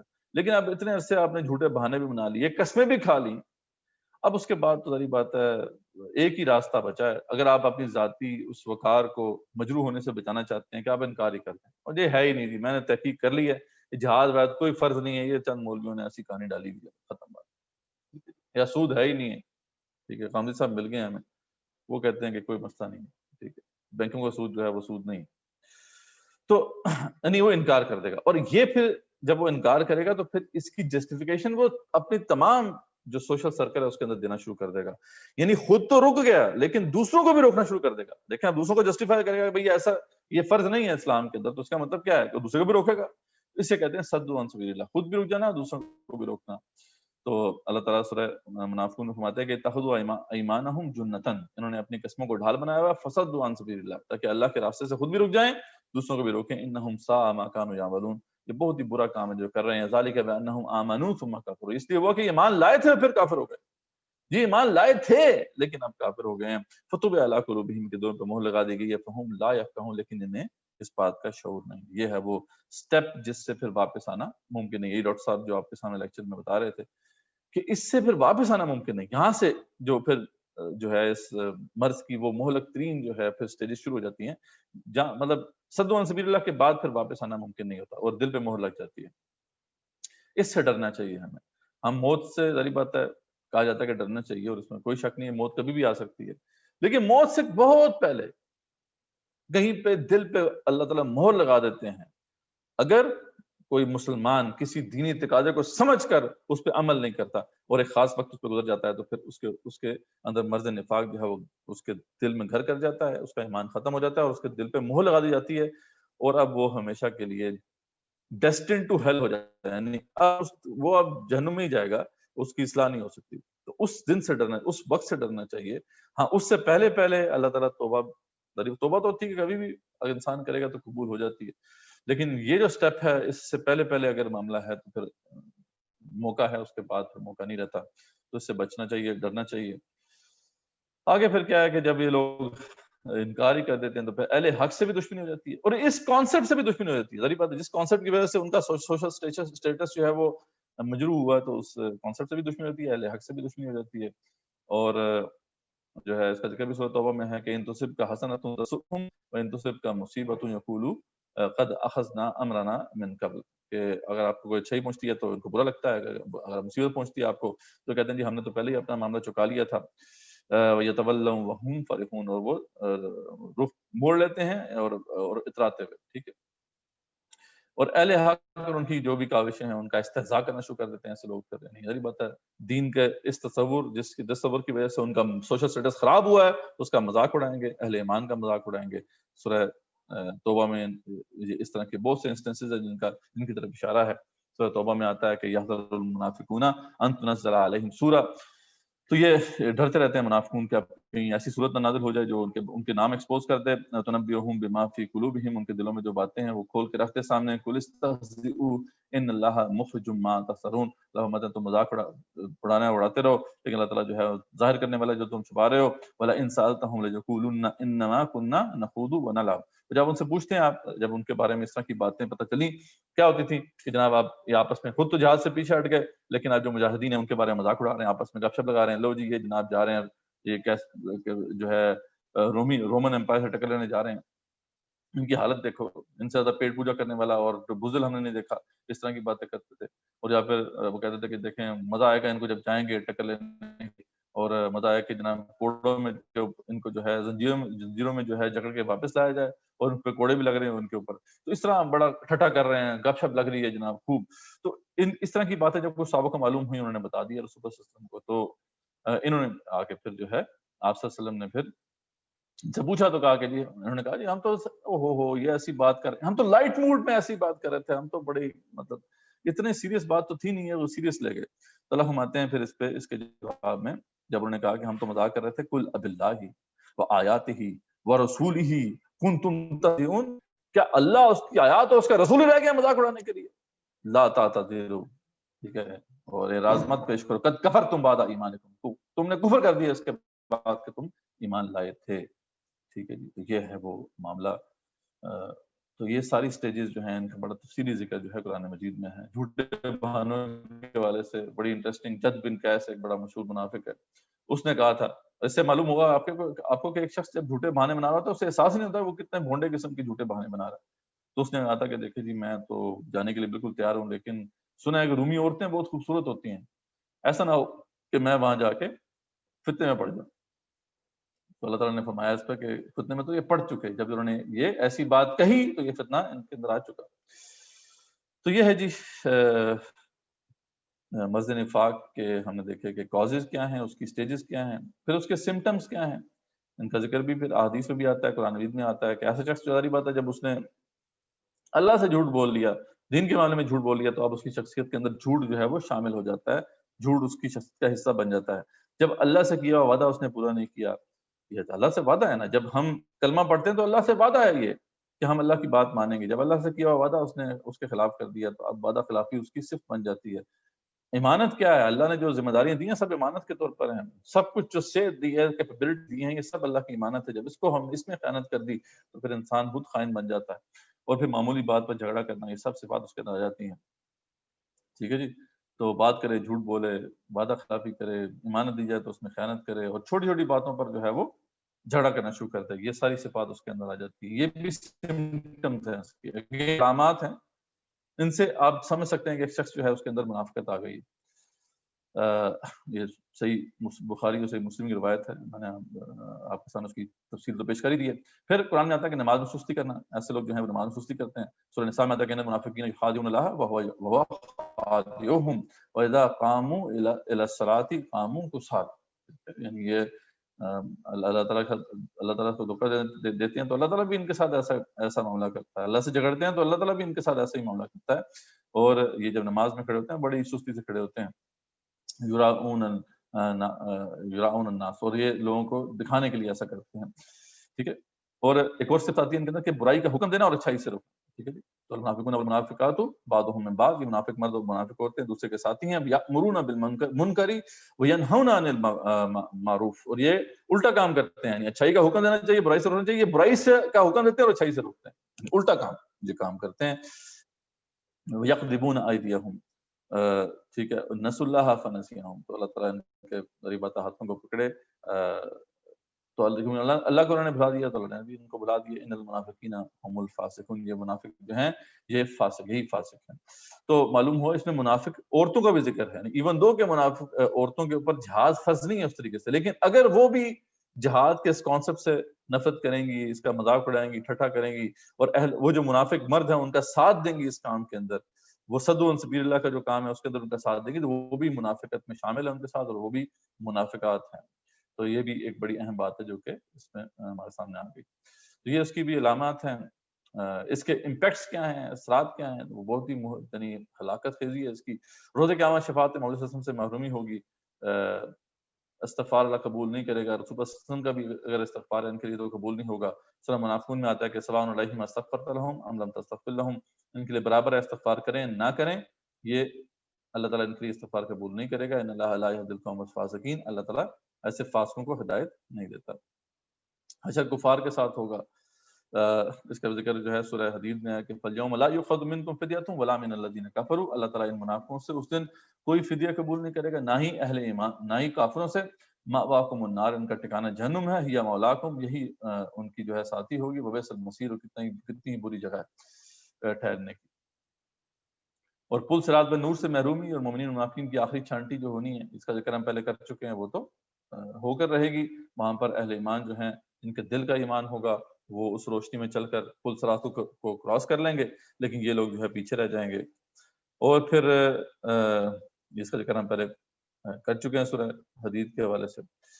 اور جہنم کے سب سے نچلے گھڑے میں عذاب ہوگا، یعنی انسان جب آگے بڑھتا جاتا ہے یہاں تک کہ دین کا اس تصور کا انکار کر دیا، اس کا مذاق اڑانا شروع کر دیا، تو آپ کو پتہ یہ تو بہت ہی گھنونے پھر جرائم ہیں. انسان کو مرض نفاق جو ہے وہ صرف نارمل جنوں میں بھی نہیں لے کے جاتا، یہ سب سے نچلے درجے میں لے کے جاتا ہے. اتنا یہ ہلاکت خیز ہے.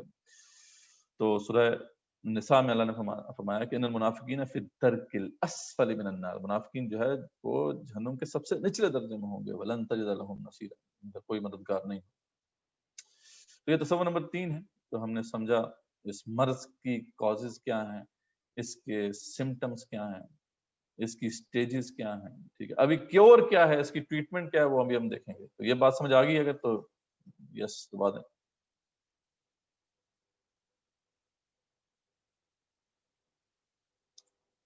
ٹھیک ہے، کافی حد تک تھوڑا لیکچر آج جو ہے ہم ایکسٹینڈ کر لیں گے 10 منٹ تو میرے خیال میں، تاکہ ختم ہو جائے، کیونکہ تفصیل جو ہے یہ لاسٹ لیکچر ہے، تو تھوڑی معذرت اگر 10 منٹ اوپر ہو جاتے ہیں۔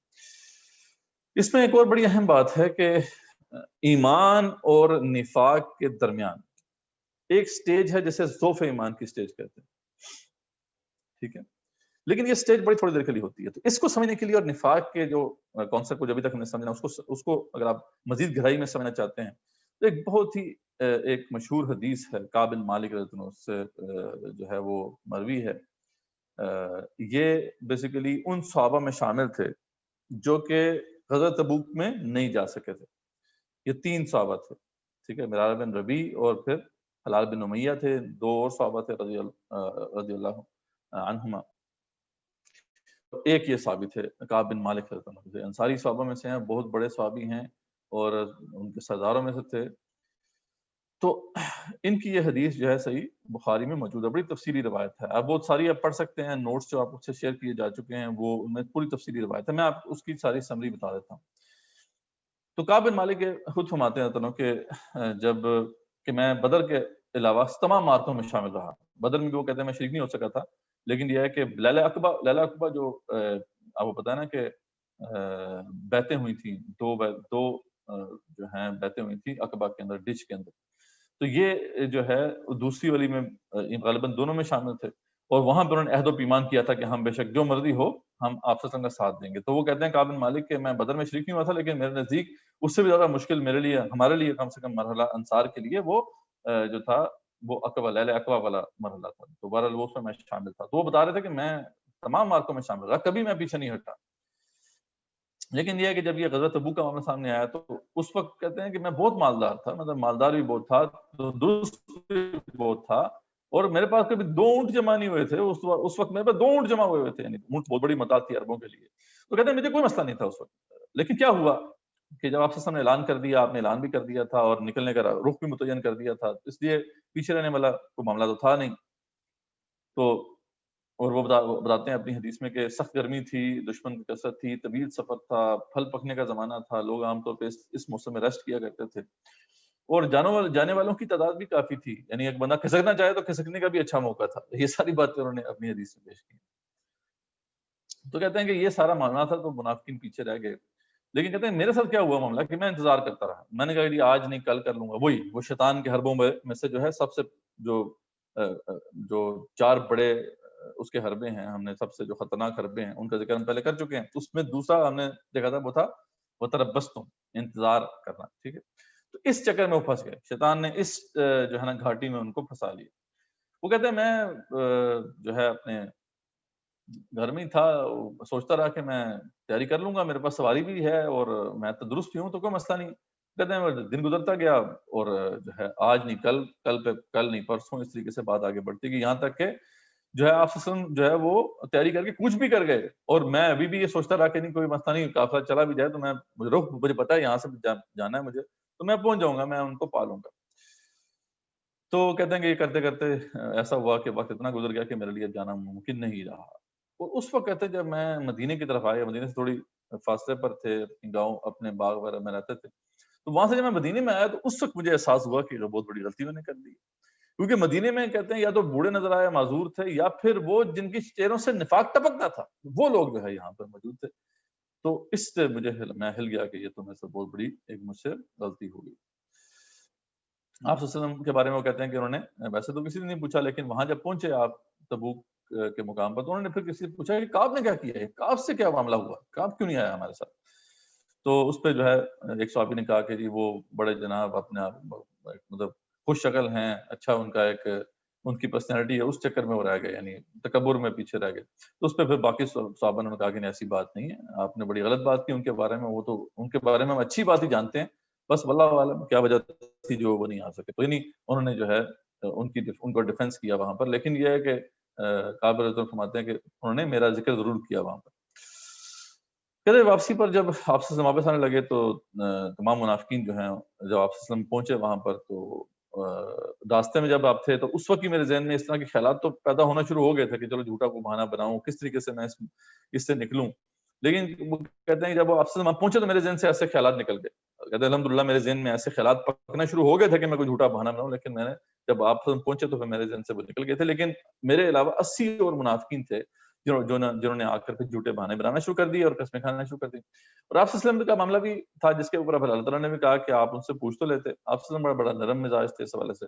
جو آگے جھوٹا بہانہ بناتا آپ صلی اللہ علیہ وسلم ٹھیک ہے اس کے ظاہر پر اسے قبول کر لیتے اور آپ اس کے دعا کرتے اللہ تعالیٰ ٹھیک ہے آپ کے لیے آسانی کرے. تو یہ سلسلہ چل رہا تھا. تو اس دوران وہ کہتے ہیں کہ جب میری باری آئی تو میں بڑا کلیئر تھا کہ مجھے جو ہے بات سچ کرنی ہے. تو انہوں نے جو ہے صاف جو ہے بتا دیا کہ دیکھیں اسلم میں بالکل بلا چنگا تھا, کوئی مسئلہ نہیں تھا, بس میں نہیں جا سکا, میری غلطی ہے. اور انہوں نے صاف کہا, انہوں نے کہا کہ اگر مجھے بولنا بھی آتا ہے ٹھیک ہے, اور بات کرنے کا طریقہ بھی آتا ہے, میں چاہوں تو آپ کو جو ہے کوئی جھوٹا بہانہ بنا کر راضی تو کر سکتا ہوں ابھی, لیکن مجھے پتا ہے کہ اگر میں آپ کو راضی کر بھی لوں تو اللہ تعالیٰ آپ کو میرے بارے میں بتا دیں گے اور آپ میرے سے ناراض ہو جائیں گے. تو میں بہرحال اگر سچ بتا دوں تو اللہ تعالیٰ سے مجھے امید ہے کہ وہ میرے لیے کوئی معافی کا معاملہ کریں گے. اس پہ پھر آپ صلی اللہ علیہ وسلم نے یہ کہا کہ ٹھیک ہے آپ جاؤ, آپ نے سچ کہہ دیا, اب اللہ ہی فیصلہ کرے گا. جب وہ کہتے ہیں کہ میں نکلا وہاں سے یہ بات کہہ کے, اب یہ بات بڑی امپورٹنٹ ہے جو میں نے پہلے بھی بات کی تھی کہ جس کا زیادہ سٹیٹس ہے, سوشل سٹیٹس, وہ اتنا زیادہ ونریبل ہے کہ دیکھیں سوشل سٹیٹس اگر ہائی ہے تو اس کی جو سیلف اسٹیم ہے وہ بھی ہائر ہے, اور وہ اتنا زیادہ ونریبل ہے کہ اس کے اوپر یہ نفاق کا حملہ ہو سکتا ہے, کیونکہ جس کی عزت ہی کم ہے تو ظاہر بات ہے وہ عزت کم ہوگی تو وہ مٹی میں مل جائے تو کوئی مسئلہ نہیں, لیکن جس کی عزت زیادہ ہے وہ مٹی میں مل جائے تو ظاہر بات ہے اس کو تکلیف زیادہ ہوتی ہے. تو کہتے ہیں کہ وہ سرداروں میں سے تھے, آپ کو پتا ہے جیسا ہم نے پہلے ذکر کیا. تو جب وہ وہاں سے نکلے تو وہ تو چلو کیا کہ نکل گئے, لیکن ان کے جو اور قبیلہ تھا بنی سلمہ کے کچھ لوگ تھے وہ آپ کے پیچھے گئے, انہوں نے کہا کہ تم نے یہ کیا کیا, جس طرح باقی لوگ جو ہے جھوٹا انہوں نے بہانہ بنا دیا, اللہ کے رسول صلی اللہ علیہ وسلم کے لیے دعا کر دی, تم بھی اگر ایسی بات کر لیتے تو آپ سے کی دعا جو ہے اگر تمہیں مل جاتی تو تمہیں معافی مل جاتی, لیکن تم نے یہ کیا کیا, نہ کٹوا دی.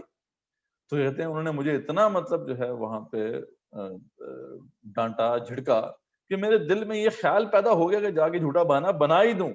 ٹھیک ہے, یہ دیکھیں شیطان پورا پش کر رہا ہے کہ یہ کسی طریقے سے پہلی سٹیج میں گھس جائیں گے, مرض نفاق ان کو لاحق ہو جائے.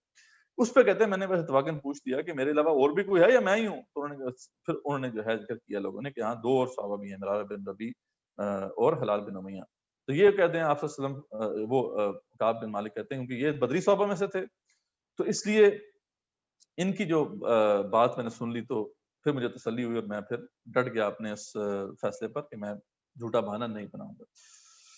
کیونکہ وہ 2 جو صحابہ تھے وہ کعب فرماتے ہیں وہ بدری صحابہ میں سے تھے, تو نہیں جب ان سے غلطی ہوگی تو مجھ سے بھی غلطی ہو گئی تو کوئی مسئلہ نہیں, یعنی اس کی وجہ سے مجھے تسلی ہو گئی. تو یہ معاملہ. خیر اس کے بعد کہتے ہیں کہ زمین بالکل زمین آسمان بدل گئے ہمارے لیے, اور اسلام تک جو ہے ہمیں اسلام تک نہیں کرتا تھا, ہمارے سے بائیکاٹ کر دیا گیا تھا. اور باقی وہ جو 2 صحابی تھے انہوں نے تو گھر سے نکلنا چھوڑ دیا کعب بن مالک, ان کا تو ان کو بہت زیادہ گہرا اثر ہوا اس کا. لیکن کہتے ہیں میں گھر سے پھر بھی نکلتا تھا, لوگ بازاروں میں جاتا تھا, ٹھیک ہے, لیکن یہ ہے کہ مجھ سے کوئی بات کوئی نہیں کرتا تھا. یہاں تک کہ آپ صلی اللہ علیہ وسلم سے بھی جب ہم بات میں کرتا تو وہ مجھ سے بات نہیں کرتے تھے, یعنی اسلام تک کا جواب نہیں دیا جاتا تھا ان کو.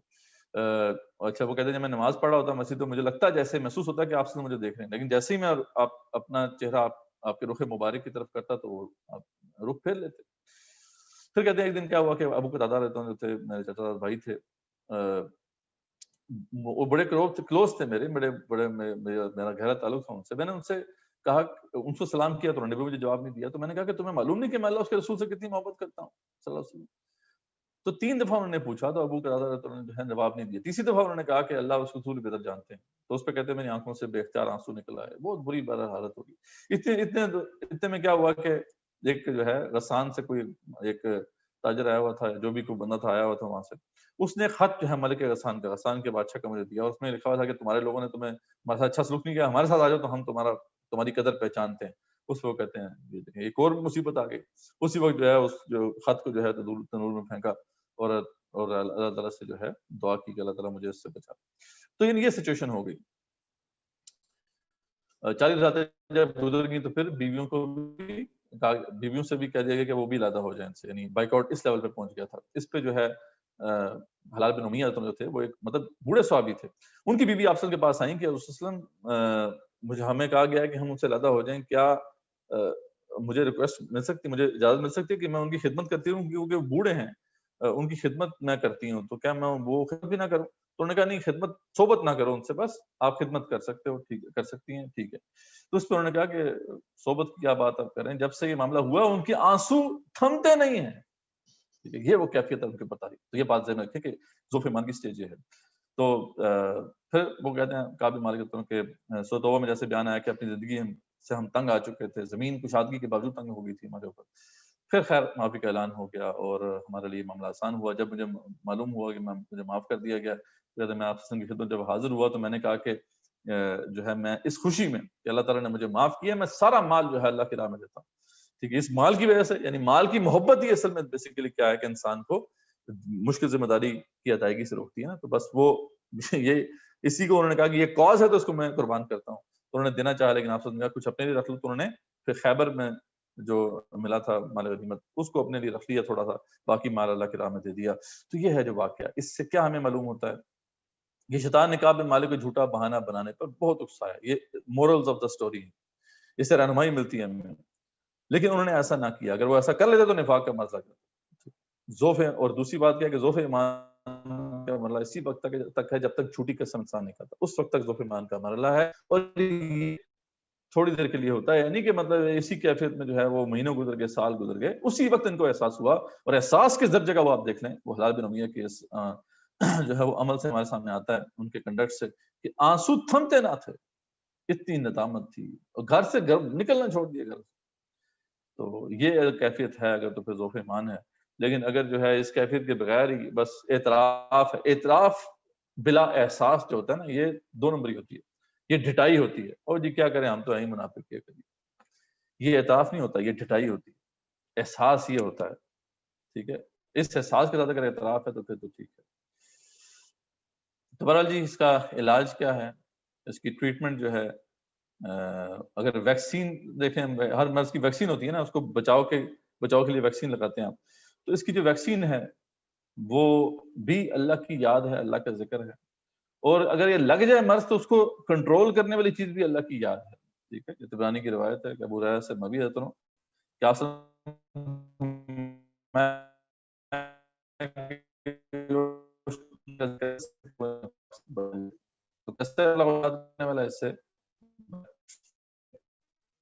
اس طریقے سے اگر لگ جائے تو پھر اس کو کنٹرول کرنے کی شاید بھی وہ اللہ کی یاد ہی ہے۔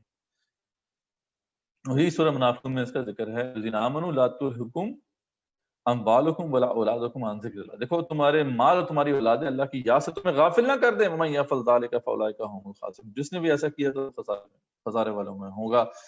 تو اس بات کو اپنے ذہن میں رکھو۔ تو یہ کلر ہے، وہ کنٹرولنگ میڈیسن ہے جسے آپ کہہ لیں، لیکن یہ سرجری یہ نہیں ہے، روٹ کاز جب تک ختم نہیں ہوگا یہ مرض ختم نہیں ہوگا۔ اور وہ کیا اللہ کے دین کی کرنا، ذمہ داری کو سمجھنے کے بعد اس کے اوپر عمل نہ کرنا۔ تو اس لیے اس کا علاج ہے انفاق، نفاق کا علاج ہے انفاق، نفاق کے لیے استعمال ہوا، اور انفاق کیا ہے؟ کھپا دینا، اپنی جو کچھ بھی اللہ تعالیٰ نے رزق میں دیا ہے، رزق میں مال بھی آ جاتا ہے، کیپیسٹی بھی آ جاتی ہے، کیپبلٹیز بھی آ جاتی ہیں، ہنر آ جاتے ہیں، سب کچھ اللہ کے لیے کھپانا ہے۔ من قبل ان یاتی احدکم الموت، اس سے پہلے کہ تم میں سے ایک کو موت آ جائے، فیقول ربی لولا اخرتنی الی اجل قریب، اور پھر وہ کہے کہ اگر مجھے تھوڑا مہلت اور مل جاتی، فاصدق واکن من الصالحین، تو میں بہت زیادہ صدقہ کرتا، اللہ کی راہ میں جو ہے مال بھی خرچ کرتا اور اپنے آپ کو بھی کھپاتا، اور میں صالحین میں سے ہو جاتا۔ تو یہ جس کی سرجری ہے کہ اپنے آپ کو کھپا دیں، ٹھیک ہے، اور لگا دیں اس کام کے اندر۔ تو یہ تصور نمبر 4 تھا، امید ہے یہ کلیئر ہو گیا ہوگا آپ کے سامنے۔ آخری جو بات ہے بس اس کو بھی کر کے پھر ہم کوشچن آنسر کی طرف ہی چلتے ہیں سیدھا، ہمارا ٹائم بھی کافی ہو گیا ہے، کہ اللہ تعالیٰ نے قرآن مجید میں یہ فرمایا کہ مومنین و منافقین کی چھانٹی لازمن اللہ کر کے رہیں گے، اس دنیا میں اللہ تعالیٰ نے کسی کو نہیں چھوڑنا۔ سورہ عنکبوت میں فرماتے ہیں ومن الناس من یقول آمنا باللہ فاذا اوذی فی اللہ جعل فتنۃ الناس کعذاب اللہ، لوگوں میں سے کچھ ایسے بھی ہیں جو کہتے تو ہیں میں ایمان لائے، لیکن جب کوئی مصیبت پڑتی ہے تو کہتے ہیں جی اللہ کا عذاب آ گیا، لوگوں کی طرف سے کوئی مصیبت پڑ جائے تو ولئن جاء نصر من ربک، اللہ کی طرف سے کوئی مدد مل جائے، کچھ اچھی بات آ جائے تو یقولون انا کنا معکم، تو اہل ایمان سے کہتے ہیں ہم تمہارے ساتھ ہی ہیں، اولیس اللہ بعالم بما فی صدور العالمین، اللہ فرماتے ہیں کہ سینوں کی باتوں کو اللہ تعالیٰ جانتا نہیں ہے لوگوں کی، دنیا سارے جہان میں رہنے والے جو لوگ ہیں ان کے سینوں کو ہم اچھی طرح جانتے ہیں، اللہ فرماتے ہیں، لیکن ہم یہ ظاہر بھی کر کے رہیں گے، وَلَا يَعْلَمَنَّ اللَّهُ الَّذِينَ آمَنُوا وَلَا يَعْلَمَنَّ الْمُنَافِقِينَ. دنیا بھی جان لے گی اس بات کو کہ مومن کون ہے، منافق کون ہے. دنیا کے اندر منافق ایکسپوز ہو کے رہتا ہے، مومن بھی ایکسپوز ہو کے رہتا ہے. پتہ چل جاتا ہے سب کو یہ مومن ہے، پتہ چل جاتا ہے سب کو کہ یہ منافق ہے. اللہ تعالیٰ اس کو چھوڑتے نہیں ہیں. سورہ آل عمران میں رحماتے ہیں، ما کان اللہ لیذر المؤمنین علی ما انتم علیہ. جس حالت میں مومن ہے اللہ تعالیٰ ان کو اس حالت پہ ایسے نہیں چھوڑ دے گا. حتی یمیز الخبیث من الطیب، یہاں تک کہ خبیث کو طیب سے علیحدہ نہ کرے. خبیث ولما یعلم اللہ الذین جاہدوا منکم. اب کیا تم صاحب لگا لے تمہیں ایسے چھوڑ دیا جائے گا جب تک اللہ تعالیٰ نے ابھی تک ظاہر نہیں کیا تم سے جہاد کرنے والے کون ہیں. ولم یتخذوا من دون اللہ ولا رسولہ ولا المؤمنین ولیجا. اور یہ وہ لوگ کون ہیں کہ جو اللہ اور رسول اور اہل ایمان کے علاوہ کسی کو دوست نہیں بناتے، انہی کو دوست بناتے ہیں. والمؤمنین ولیجا واللہ خبیر بما تعملون. اللہ تعالیٰ جانتا ہے جو بھی تم کام کر رہے ہو. اور سورہ محمد نے فرمایا اللہ نے وَلَنَبْلُوَنَّكُمْ حَتَّى نَعْلَمَ الْمُجَاهِدِينَ مِنْكُمْ وَالصَّابِرِينَ وَنَبْلُوَ أَخْبَارَكُمْ. اللہ لازماً تمہیں آزما کر رہے گا. یہ بات ہم پہلے بھی بڑی تفصیل سے دیکھ چکے ہیں. تو یہ چھانٹی ہو کر رہے گی. یہ لوگوں کو اللہ تعالیٰ اس دنیا میں اس ذمہ داری کو پیش کر کے اس مشکل میں ڈالتا ہے. اس کے بعد بھی چھانٹی ہوتی کوئی معاملہ نہیں. ٹھیک ہے، تو یہ یاد رکھیں یہ چھانٹی ہو کے رہے گی. اللہ کا وعدہ ہے، پکا وعدہ ہے. اس لیے یا ادھر ہے یا ادھر ہے. ٹھیک ہے، یہ نہ ہو کہ نہ خدا ہی ملانا وصال صنم، نہ ادھر کے رہے نہ ادھر کے رہے. لیکن مسئلہ ہے کہ یہاں پہ ادھر ہونا ہے یا ادھر ہونا ہے. ٹھیک ہے. اور آج کے دور میں نفاق کا اطلاق ہوگا کہ اگر دین مغلوب ہو تو جو بھی اس کو قائم کرنے کی جدت ہو یا جہاد فی سبیل اللہ نہیں کرتا وہ اولاً ضعف ایمان کا شکار ہو جاتا ہے. نہیں، اب ڈائریکٹ ہم اپلائی کر رہے ہیں اس کانسیپٹ کو آج کے ہمارے سینیریو کے اوپر. دین آج مغلوب ہے، اس کو قائم کرنے کی جدوجہد فرض ہے، وہ آپ کے سامنے آ چکا ہے، معاملہ بڑا کلیئر. تو جو اس کو سمجھنے کے بعد بھی عمل نہیں کرتا تو اولاً وہ ضعف ایمان کا شکار. ٹھیک ہے.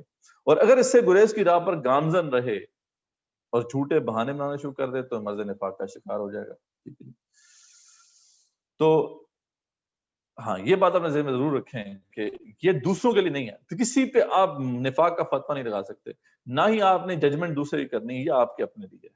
آپ اللہ کے رسول صلی اللہ علیہ وسلم نے بھی منافقین کے نام نہیں بتائے، ایون کہ اللہ نے ان کو بتا بھی دیے تھے. یہ صرف اپنے لیے یاد رکھیں، اس کا فیصلہ اللہ ہی کرے گا. اللہ ہی اصل میں دلوں کی باتوں کو جانتا ہے. اس لیے یہ نہ ہو کہ دوسروں کو جج کرنا شروع کر دیں، اپنے آپ کو جج ضرور کریں. جب تک کہ دین، تو پھر ہم نفاق کا شکار ہو جائیں گے. اور اگر نفاق کا شکار ہو گئے تو پھر جو ہے کہ اس کی جو سٹیجز ہیں وہ آپ کے سامنے آ چکی ہیں. بڑی ہی ہلاکت ہے اس کے اندر. اسی پہ ہم ختم کرتے ہیں. آپ کوشچنز ہم لے لیتے ہیں. ٹائم ہمارا اوپر ہو گیا، لیکن بہرحال آج کیونکہ تفہیم دین والوں کا آخری لیکچر تھا اس لیے تھوڑی سی معذرت. آپ کوشچنز ہم لے لیتے ہیں انشاءاللہ. جزاک اللہ خیر مدثر بھائی. مدثر بھائی ابھی تو ویسے چیٹ باکس میں تو کوئی ایز سچ کوشچن ریسیو نہیں ہے، لیکن اگر کوئی صاحب چاہتے ہیں کہ ڈائریکٹ کوشچن کرنا چاہیں مدثر بھائی سے تو پلیز کائنڈلی ہینڈ ریز کریں تو میں یہ مائک اوپن کر دیتا ہوں، انمیوٹ کر دیتا ہوں. اچھا، ظہیر علوی صاحب آپ سے سوال کریں گے.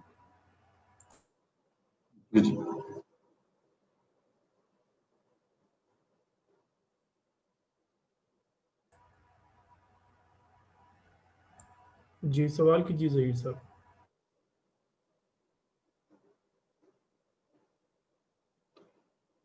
چلیں شاید ان کا مائک، چلیں دوسرے کوئی اور کوشچن لے لیں. ظہیر صاحب اگر آپ کو آواز آ رہی تو پلیز کائنڈلی سوال کیجیے، یا اگر کوئی اور سوال پوچھنا چاہے تو پھر وہ اوکے. ارسلان میں آپ کو موقع دیں. السلام علیکم. وعلیکم السلام ارسلان. مدثر بھائی خیریت سے ٹھیک ٹھاک ہیں آپ؟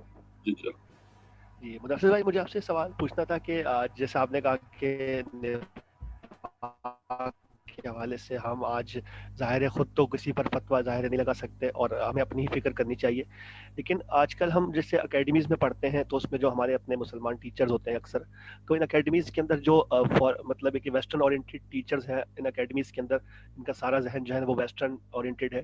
تو میں نے خود اس بات کا مشاہدہ کیا ہے کہ وہ اس طرح کی عجیب و غریب باتیں کرتے ہیں کہ جیسے اگر آپ نے دیکھا کہ فرانس کے اندر جو ہے وہ معاذ اللہ گستاخانہ خاکے وغیرہ بنائے جا رہے ہیں، تو اب وہ اپنے اسٹوڈنٹس کو یہاں تک مانیٹر کرتے ہیں کہ جو اسٹوڈنٹ جو ہے وہ اگر ان گستاخوں پر حملہ کرنے والا کوئی مسلمان جو ہے غازی جس سے ہم کہتے ہیں وہ ان کی کوئی ڈی پی لگا رہا ہے تو وہ اس کو نشانہ بناتے ہیں کہ تو اس پر جب وہ تو ان سے کہا جاتا ہے کہ ان کا جو عمل ہے یہ قرآن پاک کو معاذ اللہ نظر آتش کر رہے ہیں وہ یا آپ صلی اللہ علیہ وآلہ وسلم کے خاکے بنا رہے ہیں، تو اس پر آپ کیا کہتے ہیں؟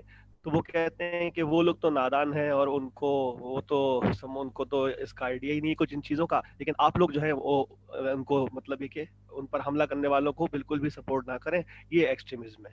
تو اس طرح کی وہ اکثر و بیشتر دین کے خلاف باتیں کرتے ہیں، ٹیچرز وغیرہ جو اور پروفیسرز وغیرہ، تو اتنے باشعور ہو کر وہ لوگ اس طرح کی جب باتیں کرتے ہیں تو کیا ایسے لوگوں کو ہم کس مطلب طرح دیکھیں؟ مطلب ہے کہ وہ تو کھلے عام میں ایک طریقے سے اپنے تمام اسٹوڈنٹس دیکھیں یہ بات صحیح ہے آپ جو کہہ رہے ہیں کہ بعض اوقات ایک شخص جو ہے اس کے اندر منافقت بہت زیادہ واضح نظر آتی ہے، لیکن اس کے باوجود بھی اللہ نے اس سے تو ٹھیک ہے، مطلب آپ اگر اس طرح کی بات دیکھیں تو ایک عبرت ہونی چاہیے آپ کے لیے کہ ایک شخص جو ہے وہ جیسا آپ نے کہا کہ عالم دین بھی ہیں، بڑے بڑے علماء ہیں، اور آپ کو پتہ ہے کہ جتنا بڑا کوئی بن رہے میں آپ کے سامنے آپ کو ایک دین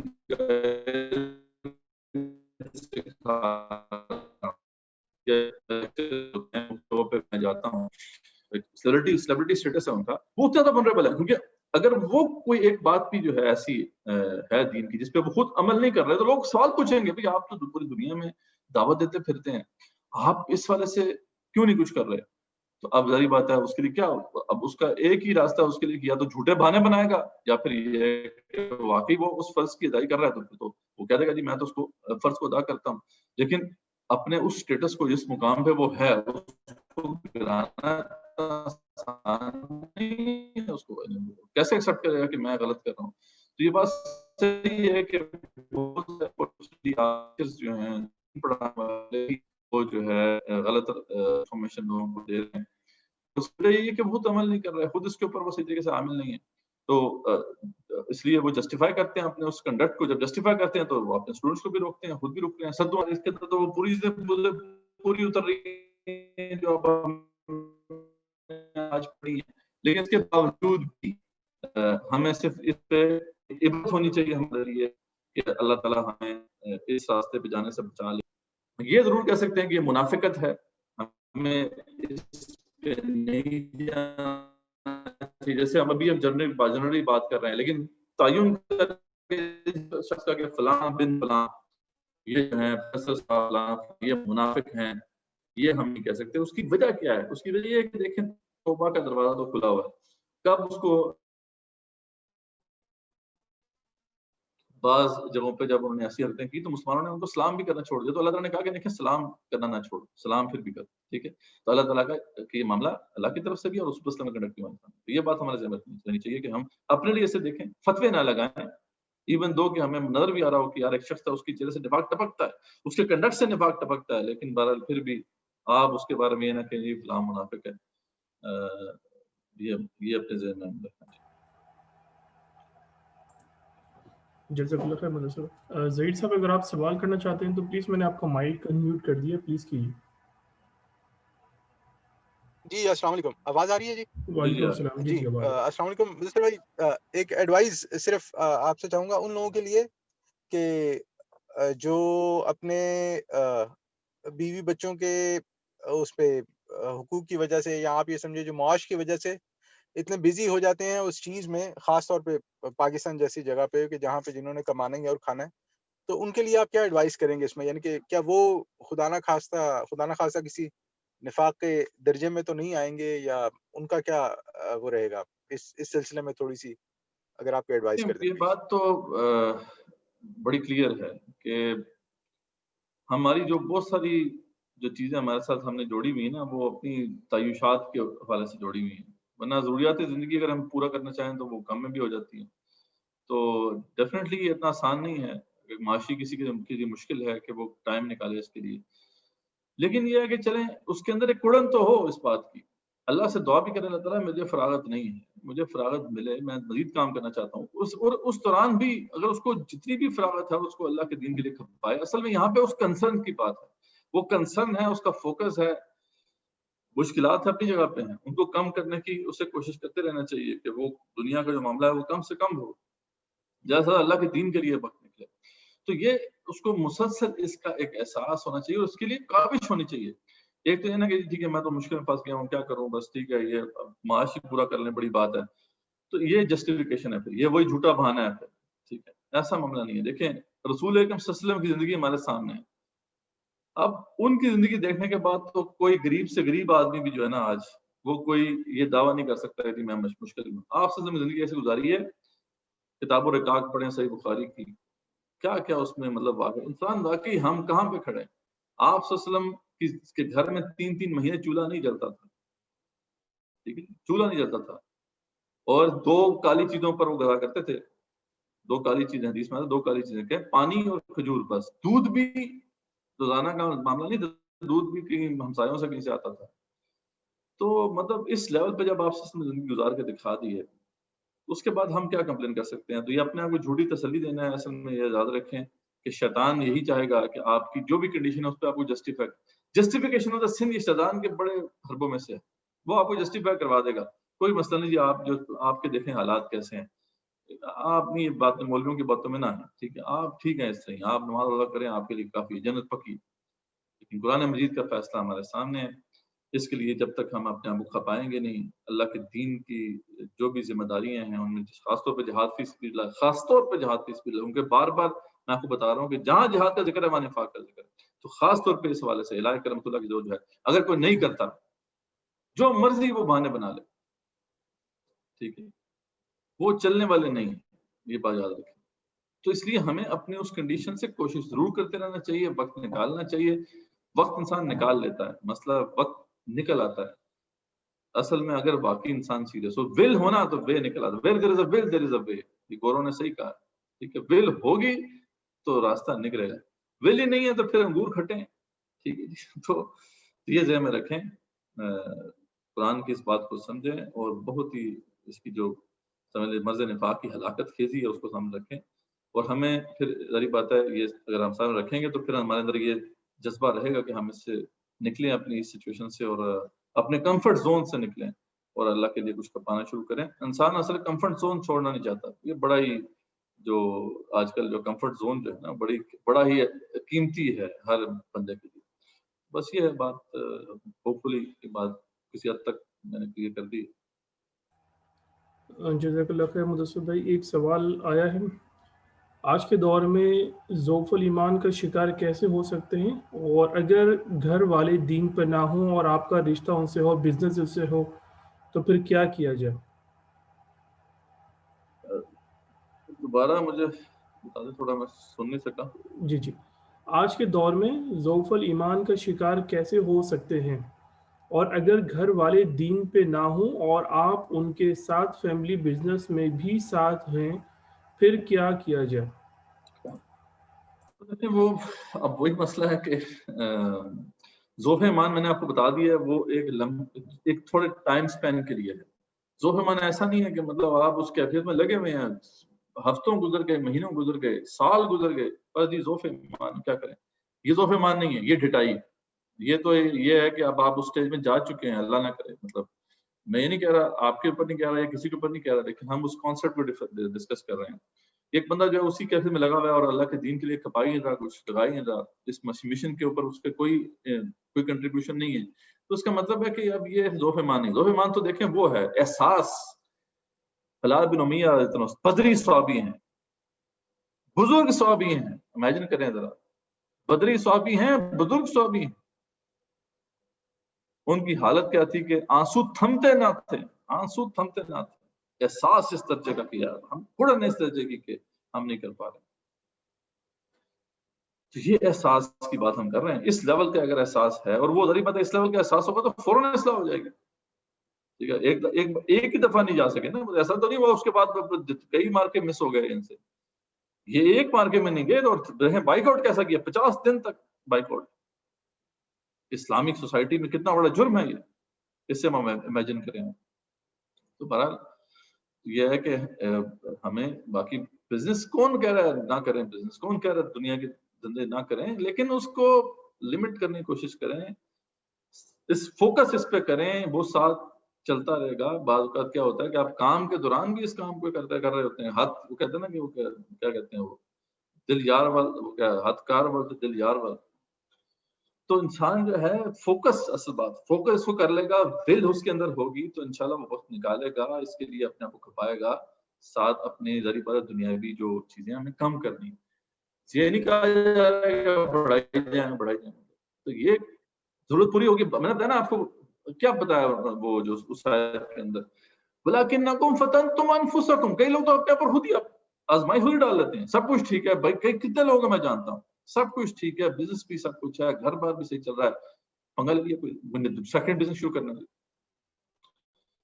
سب کچھ پورا ہو رہا ہے. تو بھائی یہ پورا ضرورت زندگی پوری کرنی ہے نا, باقی تو یہیں پہ رہ جانا ہے. مال ہمارا یہاں پہ, وہاں تو نہیں جائے گا ساتھ ہمارے. وہ تو کھا لیا یا پہن لیا یا برت لیا, وہی مال ہمارا ہے, باقی تو ہمارا ہے ہی نہیں. کیوں ہم جمع کر رہے ہیں؟ تو وہی بات ہے کہ ہمیں اس کا احساس ہونا چاہیے کہ ہم اپنی خام میں جو ہے اس کو بڑھا رہے ہیں, اس چیز کو, اور اپنی آخرت جو ہے وہ داؤ پہ لگا رہے ہیں. تو اصل میں یہ چیز اس کو ذہن میں رکھنی چاہیے. کئی لوگ اب اکثر جو ہے بڑے چنگے تھے, ٹھیک ہے جی آپ نے نیشنلٹی آج کل بڑا پاکستان میں ہے رجحان کے لیے, آپ کسی اور ملک کی نیشنلٹی لیں, کوئی ضرورت کے لیے چلا گیا, ٹھیک ہے وقتی طور پہ تو اللہ بات ہے, لیکن اب وہاں پہ چلے گئے کس لیے جانا ہے آپ نے جی, وہ لائف سٹائل بہتر ہو جائے گی. لائف سٹائل بہتر چکر میں آپ نے آپ کو خود ہی اتنے بڑی آزمائش میں ڈال دی ہے. اب وہاں پہ ساری سوسائٹی کفری ہے, آپ کے بچے سارے ولنریبل ہیں, آپ نے آپ کو اتنا بڑا آپ نے ایکسپوز کر لیا, اس چکر میں آپ نے آپ کو آزمائش میں ڈال دیا. آپ کمپلین تو نہ کریں گے اس کے بعد, ٹھیک ہے. تو یہ اصل بات ہے کہ ہم اپنے آپ کو زیادہ تر خود ہی آزمائش میں ڈال لیتے ہیں. تو کوشش کریں, اصل بات یہ ہے یہاں احساس اگر ہو گیا, یہ بڑی بات ہے. دیکھیں پہلا سٹیپ ہمیشہ اصلاح کا احساس ہوتا ہے. اگر آپ کو ان لیکچرز کے بعد خاص طور پہ آج کا احساس ہو گیا تو یہ بہت بڑی بات ہے, یہ بڑی قیمتی چیز ہے. اللہ کے سامنے گریں, جھکیں, جو پہلے بتائی ہوئی اس سے معافی مانگیں, اللہ راستہ دکھائے گا. کچھ کوشش بھی کریں, کچھ آپ بھی اپنی طرف سے سٹیپس لیں, کچھ اللہ آپ کے لیے آسانی کرے گا.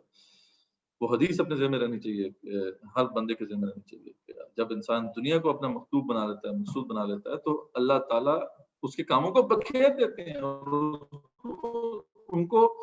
اس کو ان کے پیچھے لگا دیتے ہیں ان کاموں کے. اور دنیا پھر بھی ملتی اتنی ہے جتنی اس کے مقدر ہوتی ہے. اور جو آخرت کو اپنا فوکس کر لیتا ہے, اپنا مقصود بنا لیتا ہے, تو اللہ تعالیٰ اس کے کاموں کو سمیٹ دیتے ہیں, اور دنیا جو ہے زیر و خوار ہو کے اس کے قدموں میں آتی ہے. تو یہ چیزیں اسپرچل ہیں, نہیں کی جا سکتے ہیں. آغاز کریں سفر پہ, آگے بڑھیں.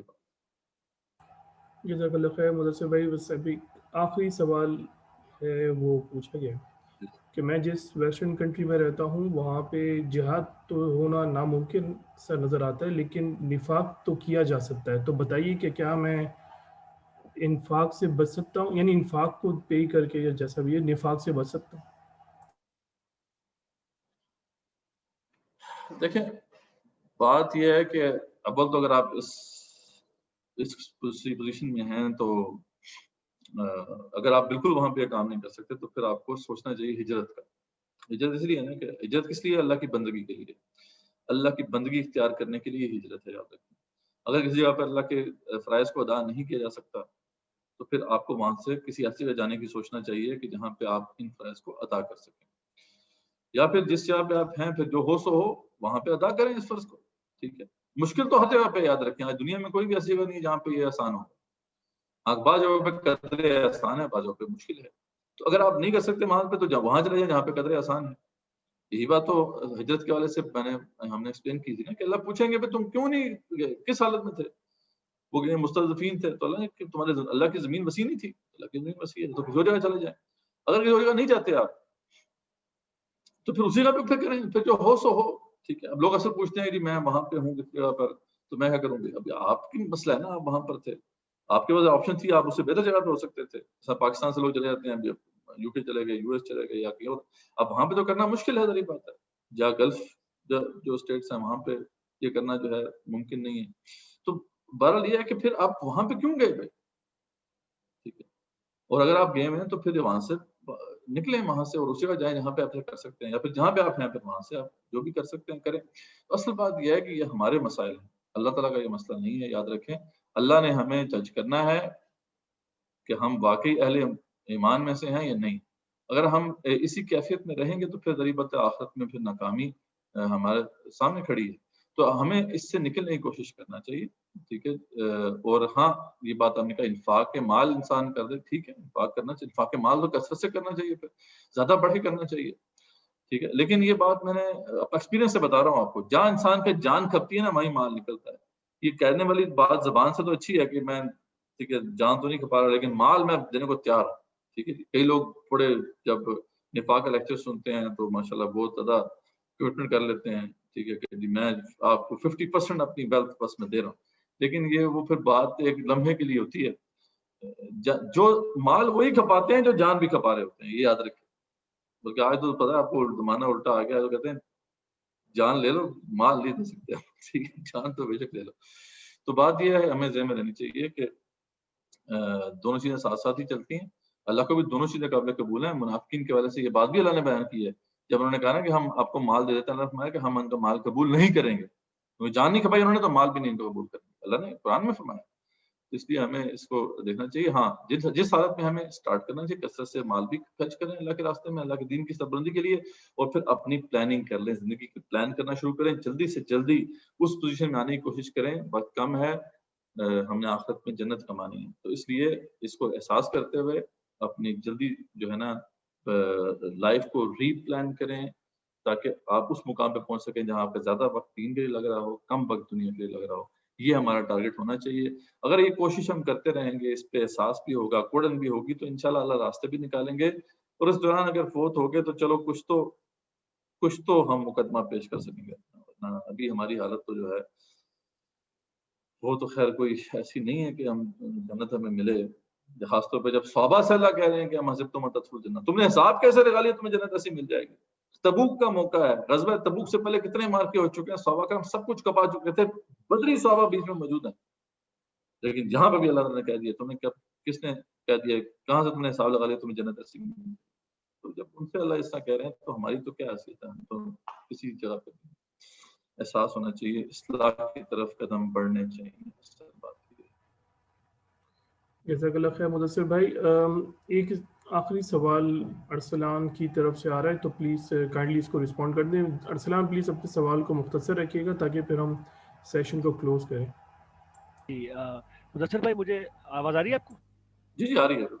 جی مدثر بھائی یہ پوچھنا تھا مجھے آپ سے کہ جیسے ایک بدری صحابی کے بارے میں پتہ چلتا ہے کہ حضرت حاتب ابن بدا غالباً نام تھا ان کا، کہ انہوں نے فتح مکہ کی جو معاملہ تھا ڈسکلوز کر دیا تھا. جی تو انہوں نے جو ہے جب یہ ڈسکلوز کیا تو حضرت عمر فاروق رضی اللہ تعالیٰ عنہ نے فرمایا آپ علیہ الصلوۃ والسلام سے کہ میں ان کی گردن اڑا دیتا ہوں. تو آپ علیہ الصلوۃ والسلام نے فرمایا تھا کہ یہ جو ہے وہ بدری صحابی ہیں، ان کے اگلے پچھلے گناہ معاف ہیں. تو ان کا سوشل بائیکاٹ جو ہے وہ نہیں ہوا بالکل بھی، لیکن حضرت کعب بن مالک رضی اللہ تعالیٰ عنہ کا سوشل بائیکاٹ ہوا 50 دن کا. تو اس میں ڈفرینس کیوں یہ رہا؟ دیکھیں وہ معاملہ تھوڑا سا ڈفرینٹ تھا. ظاہری بات ہے وہ انہوں نے ان سے غداری کا ایکٹ ہو گیا تھا. یہ جہاد فی سبیل اللہ سے گریز کا معاملہ تھا، اس لیے یہاں پہ جو ہے بائیک آؤٹ بھی کیا گیا تاکہ میک شور کیا جائے سوسائٹی جو ہے اسلامک سوسائٹی اس کو پتا ہو کہ کتنا بڑا جرم ہے، اس کو احساس ہو اس بات کا. ٹھیک ہے. تو یہ اس لیے یہ کیا گیا. وہ تو ان سے ایک مطلب اوکیجنلی ایک ایسی بات ہوگی تھی جس کو وہ خود بھی غلط سمجھ رہے تھے، اور بس ان کو جو اپنے بیوی بچے تھے ان کو بچانے کے لیے انہوں نے ایسا ایکٹ کیا تھا. تو اس لیے وہ ایک تو ایکٹ بھی فوراً پھر آپ کے رسول صلی اللہ علیہ وسلم نے پھر واضح کر دیا کہ ٹھیک ہے انہوں نے معافی مانگ لی ہے. اللہ تعالیٰ کی طرف سے بھی پھر بات آ گئی کہ ٹھیک ہے آئندہ ایسا نہ کرنا. تو فوراً اس کا معاملہ ہو گیا. لیکن یہ کیونکہ معاملہ ایک پالیسی میٹر ہے، یاد رکھیں کہ جہاد فی سبیل اللہ کا تقاضا تو قیامت رہے گا نا. اور یہ جو میں نے آپ کو بتایا غزوہ احزاب کے حوالے سے کہ یہ تو essence of the human life ہے. یہ تو جو ہے جو کائنات کو اللہ نے کیوں بنایا، یہ زندگی کو کیوں شروع کیا، یہ سب اس کے پیچھے ایسنس یہی ہے جس کا وہ علامہ اقبال نے کہا تھا کہ یہ کیا اللہ تعالیٰ ہم سے چاہتے ہیں. ٹھیک ہے. مقام بندگی دیگر مقام عاشقی دیگر، زنوری سجدہ می خواہی ز خاکی بے شک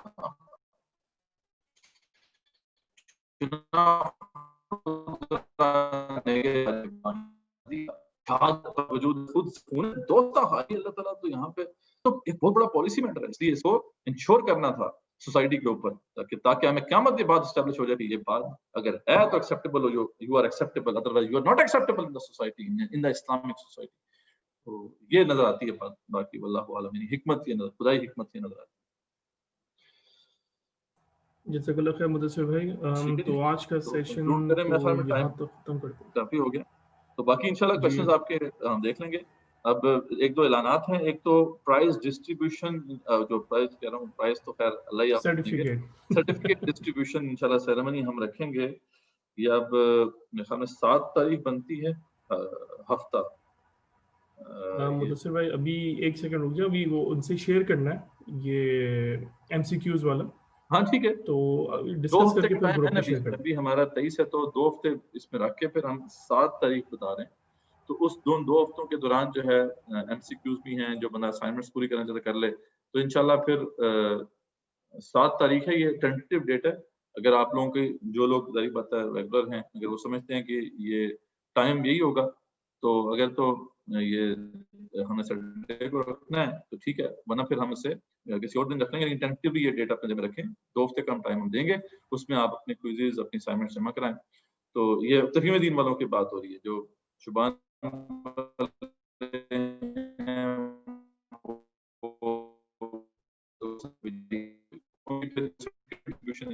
होगी इंशाल्लाह। आप सर्टिफिकेट्स इंशाल्लाह फिजिकल भी अवेलेबल होंगे, आप कलेक्ट कर सकते हैं, हमारे जो ऑफिसेज हैं इस्लामाबाद, वो आपको सर्टिफिकेट्स इंशाल्लाह जो है मिल जाएंगे। तो ये अपने ज़हन में रखें इंशाल्लाह, और अपनी जमा कराने की कोशिश करें पूरी तरीके से।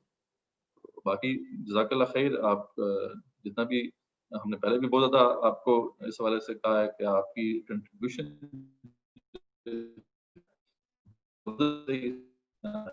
और आपने जो है बड़े आगाज में जो